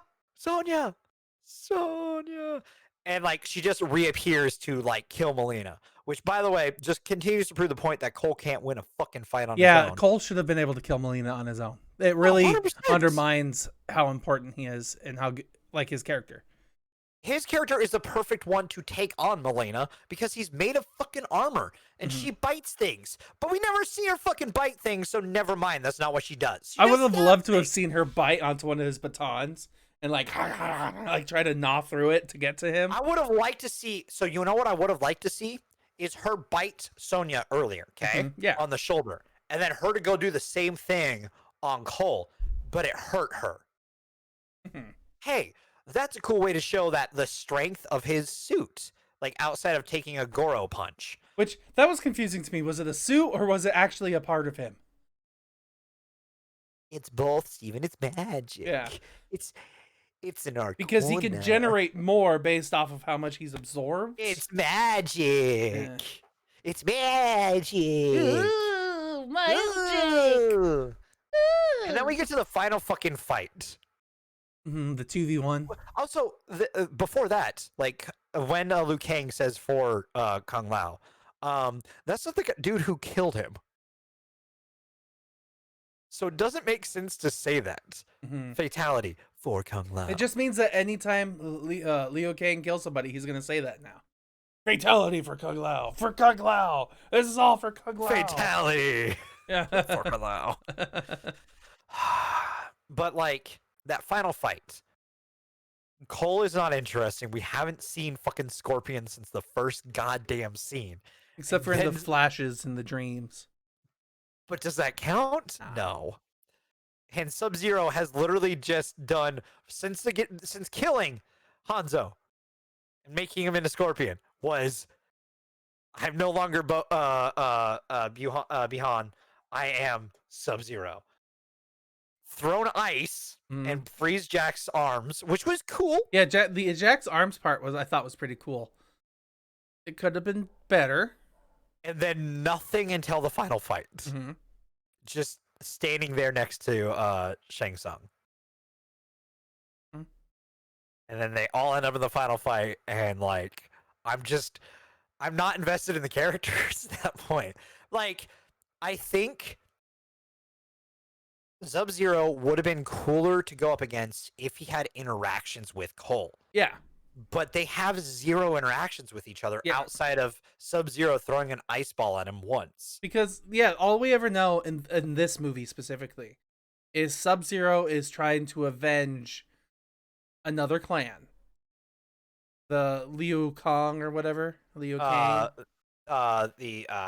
Fuck. Yeah. All we know in this movie is that it's for another clan. And we don't know who that other clan is. We just know that he wants Hanzo's bloodline. You know what this movie does? What's that? It wants you to know the source material because that's the only way you know what that fucking clan is. Yeah. Same with the fucking Hanzo's clan. Like, that's the only way you know what those two clans are if you understand the lore of Mortal Kombat. But the problem with that is, like, you don't need to know the lore of that until, like, it becomes relevant to the fucking end of the movie. Like, it becomes part of the climax. And you're like, but I don't get why. Because it's not explained anywhere else in the movie. It's not any part of the movie. You're just told that, like, oh, yeah, you know, Cole is part of that descendancy that you tried to kill Sub-Zero. You know, he's part of that other clan that your clan was at war with. That's why you probably hate this guy. But, like, that happens at the tail end of the fucking movie. So why does it matter? Doesn't. But it does. As cool as that fight is, though, I think that fight's kind of cool. But again, it goes to undermine Cole as a fighter because, again, he can't beat anyone on his own, except for Goro. Somehow, yeah. Because he's able to take hits because of his armor. That's the only reason. Like, and even then, Goro should be able to fucking destroy him. Yeah, absolutely. Easy. And yeah, no, I agree. So I had high hopes for this movie. That was my whole reason why got tilted at it during this because it's just like I did want to love this movie because I genuinely do have a love for the original movie. I do because it's cheesy and dumb, but I wanted this to be a more serious approach. And that first goddamn scene sets the tone that I was really hoping for this movie, and it just doesn't follow through with it because it throws the cheesy lines out there that don't feel earned, don't feel like they place in. The characters are very boring outside of Kano, which isn't the character that I want to be the most endeared to. Mm-hmm. You don't want your villain, like, I get he's the comic relief villain, but you don't want the guy who's going to become a villain to be your goddamn, like, the character most people go, I really enjoyed this character. Mm-hmm. He has the best character story. Yeah. Like, they're trying. They just need to start smaller. They really do. Like, if the whole movie, honestly, if this whole movie was about Scorpion and Sub-Zero and their fight. Yes. That's what it should have been. Like, even the old century stuff, like the 16th century stuff and why that whole thing started. And then when the movie ends with how, like, I want Hanzo to be the main character, and then he dies at the end, and then the flames erupt, and then credits roll, and then at the end of the credits, it's like,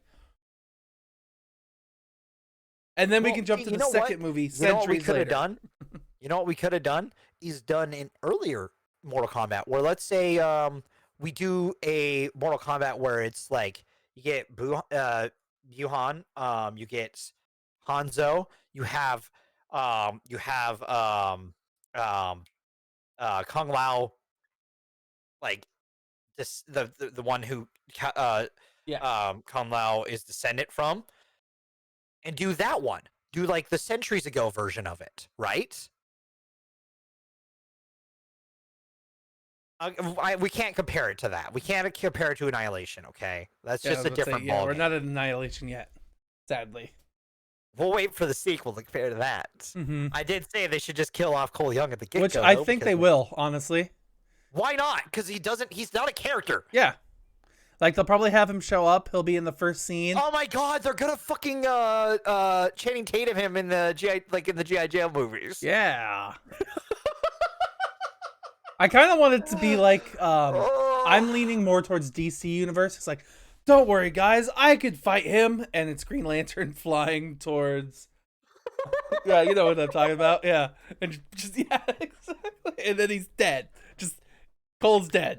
The end of it. Like, you could do it, like, I agree with you. Like, we should have Hanzo as the main character of this. Do the Mortal Kombat from when he would have participated in it. Mm-hmm. Have all those characters, like, older, like, previous versions of the characters, and have Raiden get them together. And then do that, have that as your first movie, because it focuses on characters you will recognize when they show up in the sequel. Like, have it be that, like, maybe there's a rivalry brewing. Go fucking full fucking shonen with it. You know what? Fuck it. Do a tournament arc for the first movie. Tournament arcs are great ways to introduce characters that we can relate to later. Have that as the full movie. Kill Hanzo at the end. Make Bihan into Sub-Zero at the end, right? Then, you know, see Hanzo dissipate in there. We have the daughter that, you know, Raiden goes and saves, and that sets up your modern age movie. Mm-hmm. Like, I don't disagree with you at all. And Srekcuf was in Annihilation, I think. And there was no Nightwolf. Nightwolf is the American, right? I think so. Don't remember. Nightwolf Mortal Kombat. Yeah, no, he's Native American. He shows up in a picture. Oh, on the back wall? Yes. Yeah, when they're trying to fighters. We need more fighters. Well, and talking about like previous fighters and stuff like that who have participated in Mortal Kombat. Yeah. He shows up there. That's it. Like, thinking about this now too, like the story that we just came up with the prequel with Hanzo as the main character. I now would think it'd be awesome with like Bihan isn't in the original Mortal Kombat. But his like older brother is or something. And then Hanzo kills him And then at the end of the Mortal Kombat fight is when Bihan shows up and then kills Hanzo. Steven, you are really close to what Machinima did. Ah, so, okay. What they did is had Shang Tsung disguise himself as Hanzo, kill Bihan's brother. And then Bihan took vengeance and killed Hanzo. You are like so goddamn close to how that happened. It's I don't remember what I said about Big Hero 6. You are so on the nose of making that better that it has been made, Stephen. You know that series that I said funny. That you might enjoy that is like prequel-y to the 95 movie? Yeah, you just described one of the episodes. Awesome.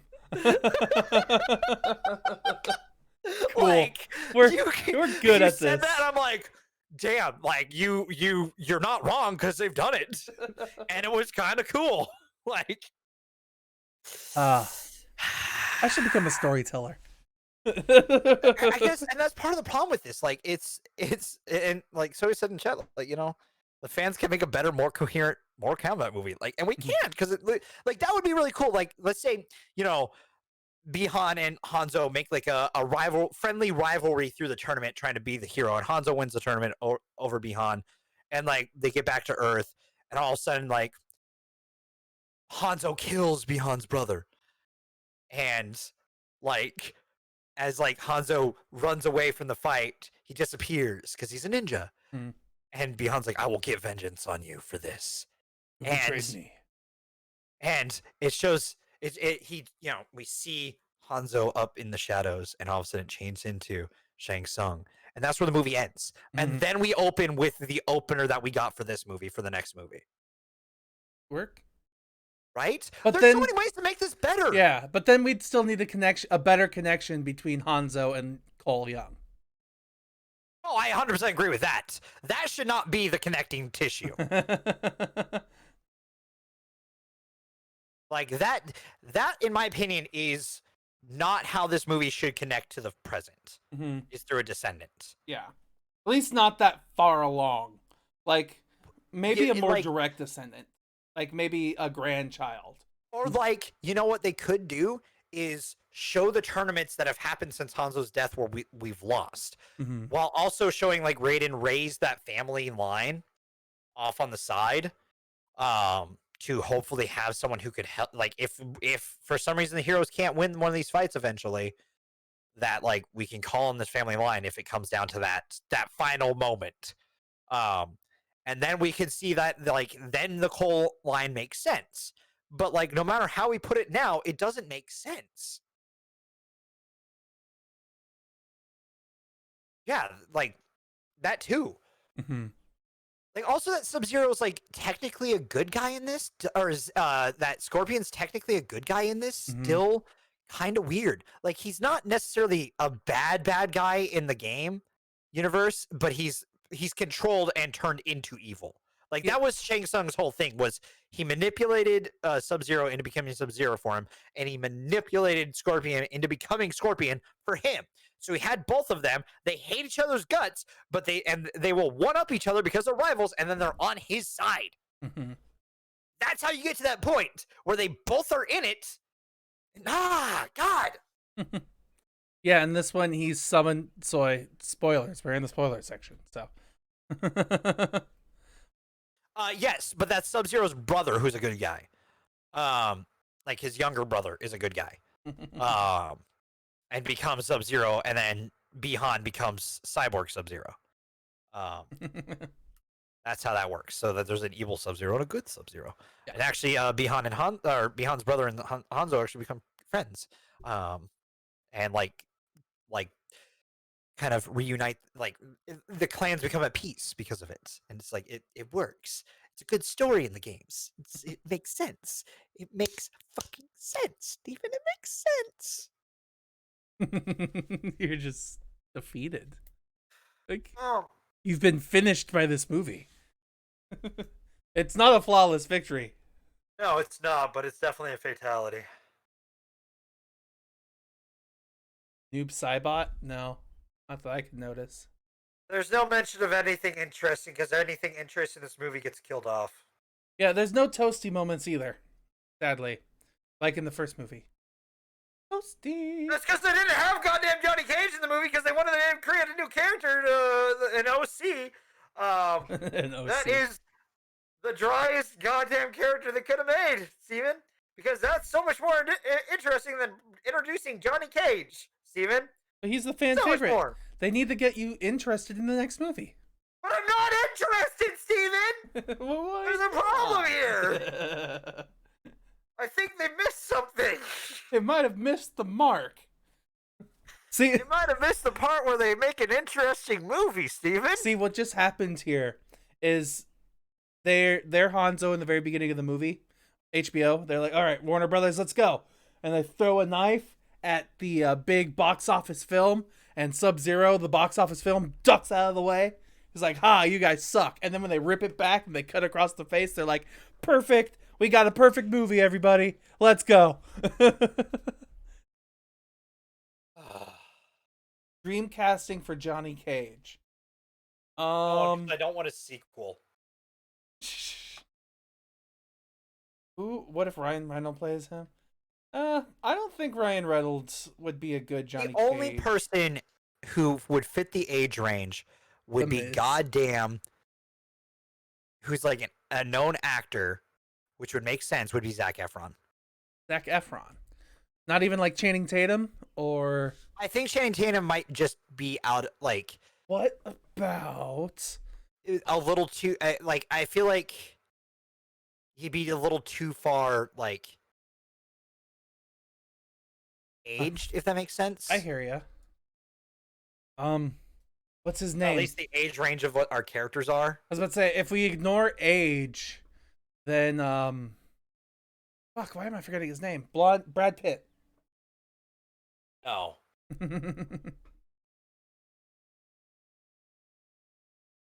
Yeah.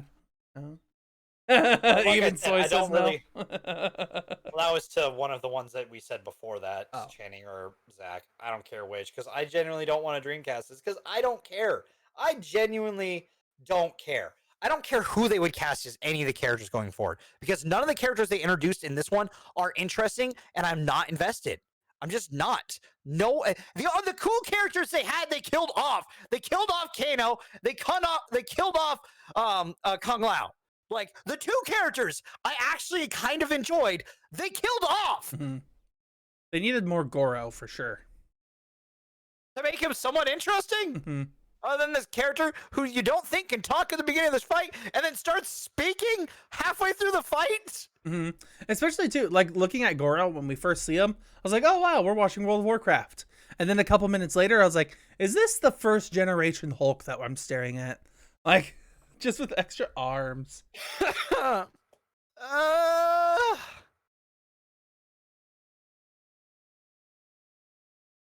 I wouldn't say it's a dumpster fire because it has some cool things in it. And there is, like I said during the review, there's a lot of heart. But genuinely, the rest that goes around that heart doesn't mean shit. Mm-hmm. Like, Arcana could have been implemented better. It didn't need to be by these fucking goddamn symbols. Like, I agree Arcana makes sense if it wasn't attached to a fucking symbol. Just make it key. Just rip off Dragon Ball. I hear ya. Like, it'd almost be better that if you unlocked the power, you gain the symbol. Ah, okay, I like that. You know what? I can accept that, where we still get the symbol on people.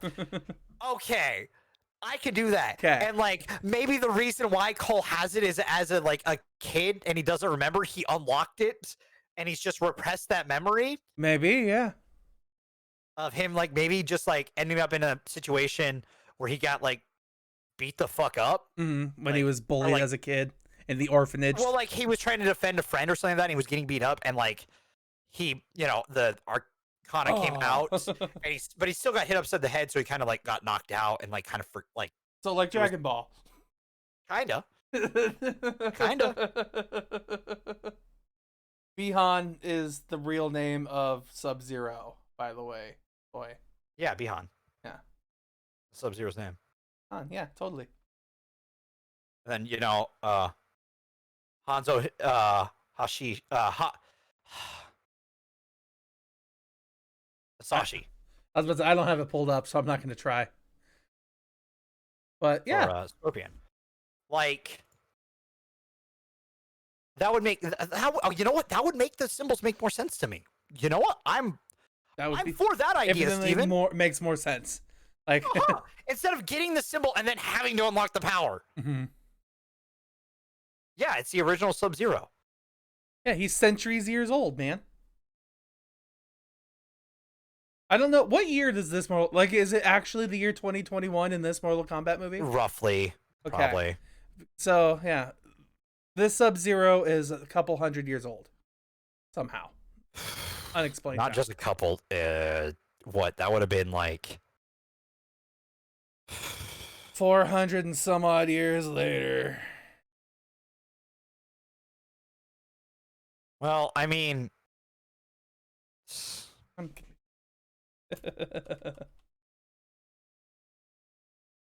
Ooh. Okay.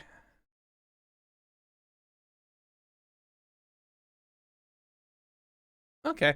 That'll probably be the next movie then. Because in this movie, Sub-Zero does die. And he's burnt alive by Hell's flames that are summoned from Scorpion Hanzo. Yeah. So, I guess technically the Sub-Zero, when he's resurrected by Shang Tsung for the next movie, could become Noob Saibot. I don't care. What's the resurrected name of Goro? When Goro becomes the next person. Because no, you don't care. It doesn't matter. That's the thing. Cool. He may becomes Noob Saibot. Doesn't matter because it's stupid. It's so why do I care that he becomes Noob Saibot? Why do I care at all that his character may show up as something else in the future and then might go I'm not Sub-Zero. I'm Noob Saibot. Just hear him say that now? Yeah, cool. Exactly. Great. Fan-fucking-tastic. So fucking cool. I hate this. I hate this so much. I don't care about anything that this movie can be because there's no one I'm invested in. There's not a single character I'm invested in going forward.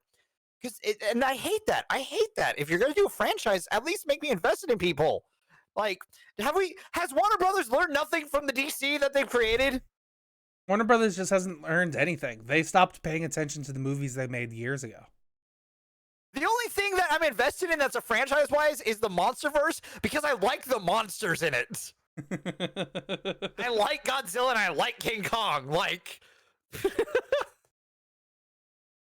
So, I mean, I haven't got much else to talk about for this movie. Do you? Yeah, neither do I. All right. I'm just going to keep ranting if we do this. Are we going to go? Do we have more than the two that I know of? No. Okay, cool. I'll let you do the one. I'll do the other. Okay. But hit the buttons for me. Okay. Awesome. Thank you. So I'll do my article first because it's quick and easy, and you're more excited about yours. So yeah, I need an upper. Yeah. I need a win here. So the news article I wanted to bring up is let's talk about the box office, domestic box office at the very least. Actually, this is a good transition too. Actually. Yeah. So interestingly enough, there was a new movie that was released not that long ago, and then there was another movie that was not that long ago. And what I'm getting at is essentially this week, Demon Slayer, once again, top of the box office this week. It's interesting because it did, Mortal Kombat was on top, I think, for 1 week. But then Demon Slayer is now back on top this week. And it says here, this article that I found on Variety.com, that it has made an impressive 31 million this week alone, which is a lot of money. Especially because it's 31 million, 34.1 million in US and Canada to date. Yeah. And so it says here on this article, it's the highest grossing anime movie ever globally filmed with a $423 million box office record. Yeah, it beats out Super Broly. Yeah, Broly was in the US. Broly was the third highest grossing anime film, and now it is no longer that. I mean, yeah, and that's nuts because I mean, like, Really? the reason why I think it's doing so well too is Demon Slayer kind of released at the perfect time. I'm gonna have to watch Demon Slayer. I have no idea what it's about. I haven't watched it yet. It's on my list, but I am still working through One Piece, and I don't want to start anything really crazy until then that I haven't already started before. So like looking at like Fire Force and like My Hero, those are the two shows that I'm like I need to catch back up on Fire Force, but like I don't want to start anything until I finish One Piece because I'm like so close to finishing One Piece and catching up. Finishing One Piece. You're You know what I mean? No, I'm close to finishing One Piece because I will be caught up, and that means that when episodes release, I can watch them weekly. There's no finishing One Piece. It'll never. There is end. finishing One Piece. There is an end. The man has said there is an end goal, and he is building to it in such a beautiful way. Are they near the treasure at all? Do they have any clues? Actually, yes, there are clues about it, and we are getting closer as it goes. Oh, thank Trust God. me. It's about time. It's only been 20 seasons. No, it's only been 7? 7 seasons, 20,000 No, episodes. like so there's East 1, carry the 3. Shut up. Alabaster. Skypia. Water 7. And Ford. Time skip to Fishman. Dressrosa. Punk Hazard. Dressrosa. What did I just Google? So, Whole Cake. And, there's been, I think, 11 arcs, 11 main arcs. Okay. 11 seasons, I guess. When I type it up here on Google, it says that if you can gain access to the Japanese Netflix, you can stream a total of 23 seasons of One Piece with a grand total of 741 episodes. The 23 seasons is inaccurate because some of the seasons have a second version of them that are like kind of what is it? Reanimated ones to like up the HD of them, and then some of them are like breaks in season. Like Dressrosa is still series 9, but there's a break between it that they took a gap, right? So it's all one series. This one here says Dressrosa is season 17. That is highly inaccurate because I'm on Verve right now. There are I'm in Zoe arc, which is only series 10, season 10. And I have 2 arcs after it that I need to get to. On here, this says Thriller Bark is season 10, which has 45 episodes in it. Episodes 330. Thriller Bark is season 5, and that's like... This says season 5 is Dreams, the Zenny of Pirate Crew Shorty, Beyond the Rainbow.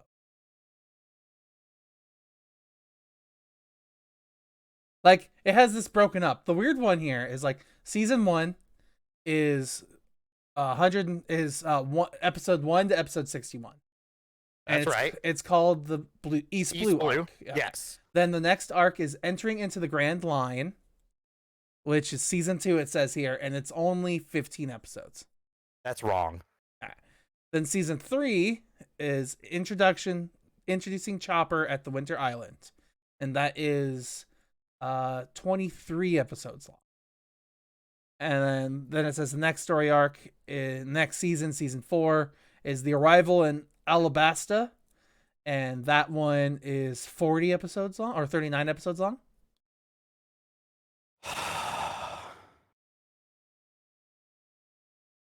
That's wrong though, because like I'm watching it, like I've watched it the correct way because it's the exact way it's presented. All of what you said from season 2 to Alabaster is all just the Alabaster arc, because it all the stuff that happens from the beginning of getting to the Grand Line to the end of Alabaster are all connected to the same plot that ends in Alabaster. Okay. Wow, there's some people I don't know on this crew. Of course not, dude. How far did you get when you first watched it? I think I stopped watching with Chomper started becoming around. You got further than I did when I first watched it. Really? All right. Yeah. Yeah. Once I was like a tiny reindeer who becomes a buff reindeer. All right, incredible. Yes, there are stuff that you can cut from it. But like the only stuff I cut is filler, and there's even a filler arc that I say you don't skip. Which is what is it? I think it's the one at the end of Skypia. Look what it's called again. It is what is the name of the? It's where they land in a fortress, and it's really cool and actually works really well. Yeah, it's just the Marine fortress, and like it's genuinely like really good filler. It's like Goku car filler. Okay. Where the characters, like you see the characters in interesting situations where they like. It's a notoriously good filler arc. Like it's better than Goku car filler, I guess. Yeah. We got off really tangent. We did. He did. Yeah. So Demon Slayer made a lot of money. It's back in the top of the box office for now. Then it's Mortal Kombat. Then it's Godzilla vs. Kong. This is for this weekend only, by the way. Yeah. Then there's Separation, which is a horror film, which is something I'm gonna have to look into. And then fifth place is Nobody, this is one that I've been hearing a lot of people talk about because it's essentially Bob Odenkirk's version of now I'm forgetting the word. Keanu Reeves action movie. John Wick. Yes. Oh, yeah. Nobody is Bob Odenkirk's. It looks like it should be John in that Wick. universe. So that's something I might have to watch as well at some point. Yeah. Yeah. That's my bit of news for box office. You know what we can we might watch too, Steven? What's that? Some goddamn motherfucking Marvel superhero movies. Marvel movies? Are those back on the menus, boys? They are meat back on the menu. Yes. Yes, 100%. Marvel is back on the goddamn menu. Just gonna pull up the list that I have here so everyone else can. So, Marvel released arguably one of the coolest goddamn things, with a little trailer that like goes over the history of the movies that they've had with a Stan Lee voiceover, and it's really fantastic. It plays snippets from the trailers, from the two trailers we've gotten for Black Widow and Shang-Chi, and also it shows us our first glimpses at the Eternals, giving these three definitive dates, with Black Widow now being released on July 9th in theaters and on Disney Plus. Woo! With Shang-Chi, The Legend of the Ten Rings, coming out September 23rd, 2021. 4 months and The Eternals being released November 5th, 2021. 6 months away. And then proceeds to barrage us with every other goddamn date. So we finally have a set in stone schedule again. Yes. We can finally start planning ahead. We can plan things out again, Steven. Yeah! Holy shit. I've never been so relieved to have, like, you know what? We can actually plan this movie into the future, our show into the future, without having to kind of wing it every goddamn month. So we get, which we knew was coming out in December, but we thought it was originally going to be Christmas, but it's releasing a week before Christmas. Spider-Man No Way Home premiering December 17th, 2021, which is going to be nuts having Eternals and Spider-Man so close to each other. We haven't had superhero movies that close to each other since Endgame. That kind of worries me. I feel like they don't expect Eternals to do well.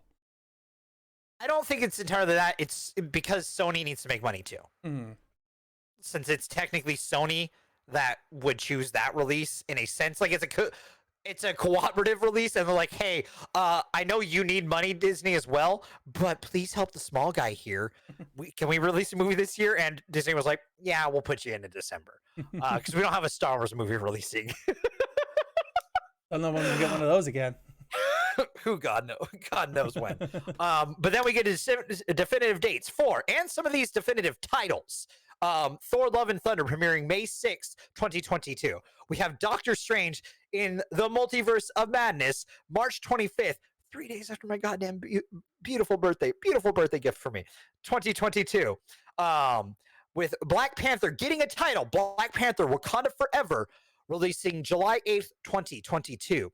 Captain Marvel 2 getting its official title, The Marvels. And if you look at the how the logo looks, it's got Photon's symbol in the A. It's got Miss Marvel's S at the end, so it's going to connect from the Disney Plus shows right into there. That's fantastic. Good way to do that. Being released November 11th, 2022. Ant-Man and the Wasp, Quantumania, releasing February 17th, 2023. Guardians of the Galaxy Volume 3, May 5th, 2023. And just a small tease of Fantastic Four. Just the logo. There's nothing else for it yet. Yeah, we know who's directing it. I think it's the guy who did the Spider-Man movie so far. It's in good hands. But like, man, does it feel good to, like, if you haven't watched this, watch it, because it feels good. You get chills. Some of the things that they put in there you don't expect to see, and you're kind of like, oh, I remember this. Oh, yes. And just like, it is 100% being like, hey, now that people are vaccinating, we can go back to the theaters. And I'm like, we can. Yeah, we can. I could see a Marvel movie in the fucking theaters. Oh, I can't wait to go there and experience this again. I can't wait to hear the. I mean, you've already got to experience the theater, man. Once for a movie I didn't enjoy. Well, too bad. The first movie I will be paying to see it with a ticket is going to be a Marvel movie. Like, hands down at this point. So, way to just, like, throw the hook out and just reel me the fuck in with this. Because, like, man, you hit me in the feels with it. You hit me with the, you hit me with everything in that fucking trailer of going back to the theaters. You're like, man, I feel so good, and I just can't wait. As much as I love hearing the Marvel theme on Disney Plus shows, and, you know, it's always that thing that I hear and I'm immediately like, yay! Marvel! But I can't wait to be in a theater and hear it. Boom, boom, boom, boom, boom. Dun, dun, dun, dun, dun, dun, dun, dun, dun, dun, dun, dun, dun, dun, dun, dun, dun. You're such a bad boy. I am! I am! Like, I don't have a Captain America shield for nothing, buddy. I can't wait to go back.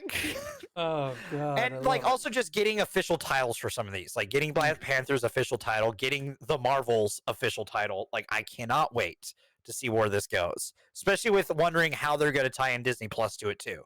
With, like, talks of Captain America 4. With talks that, you know, Wanda's supposed to show up in Doctor Strange still. With like 100% definitively the Marvels being tied into the Miss Marvel show and technically WandaVision with Photon. Like, dude, just like start connecting those fucking strings. I'm in. I'm here. Let's go. We're all in here already, man. We're going. Yes. Let's fucking go. Let's go all the way. All right. So, I haven't got much else except for next week.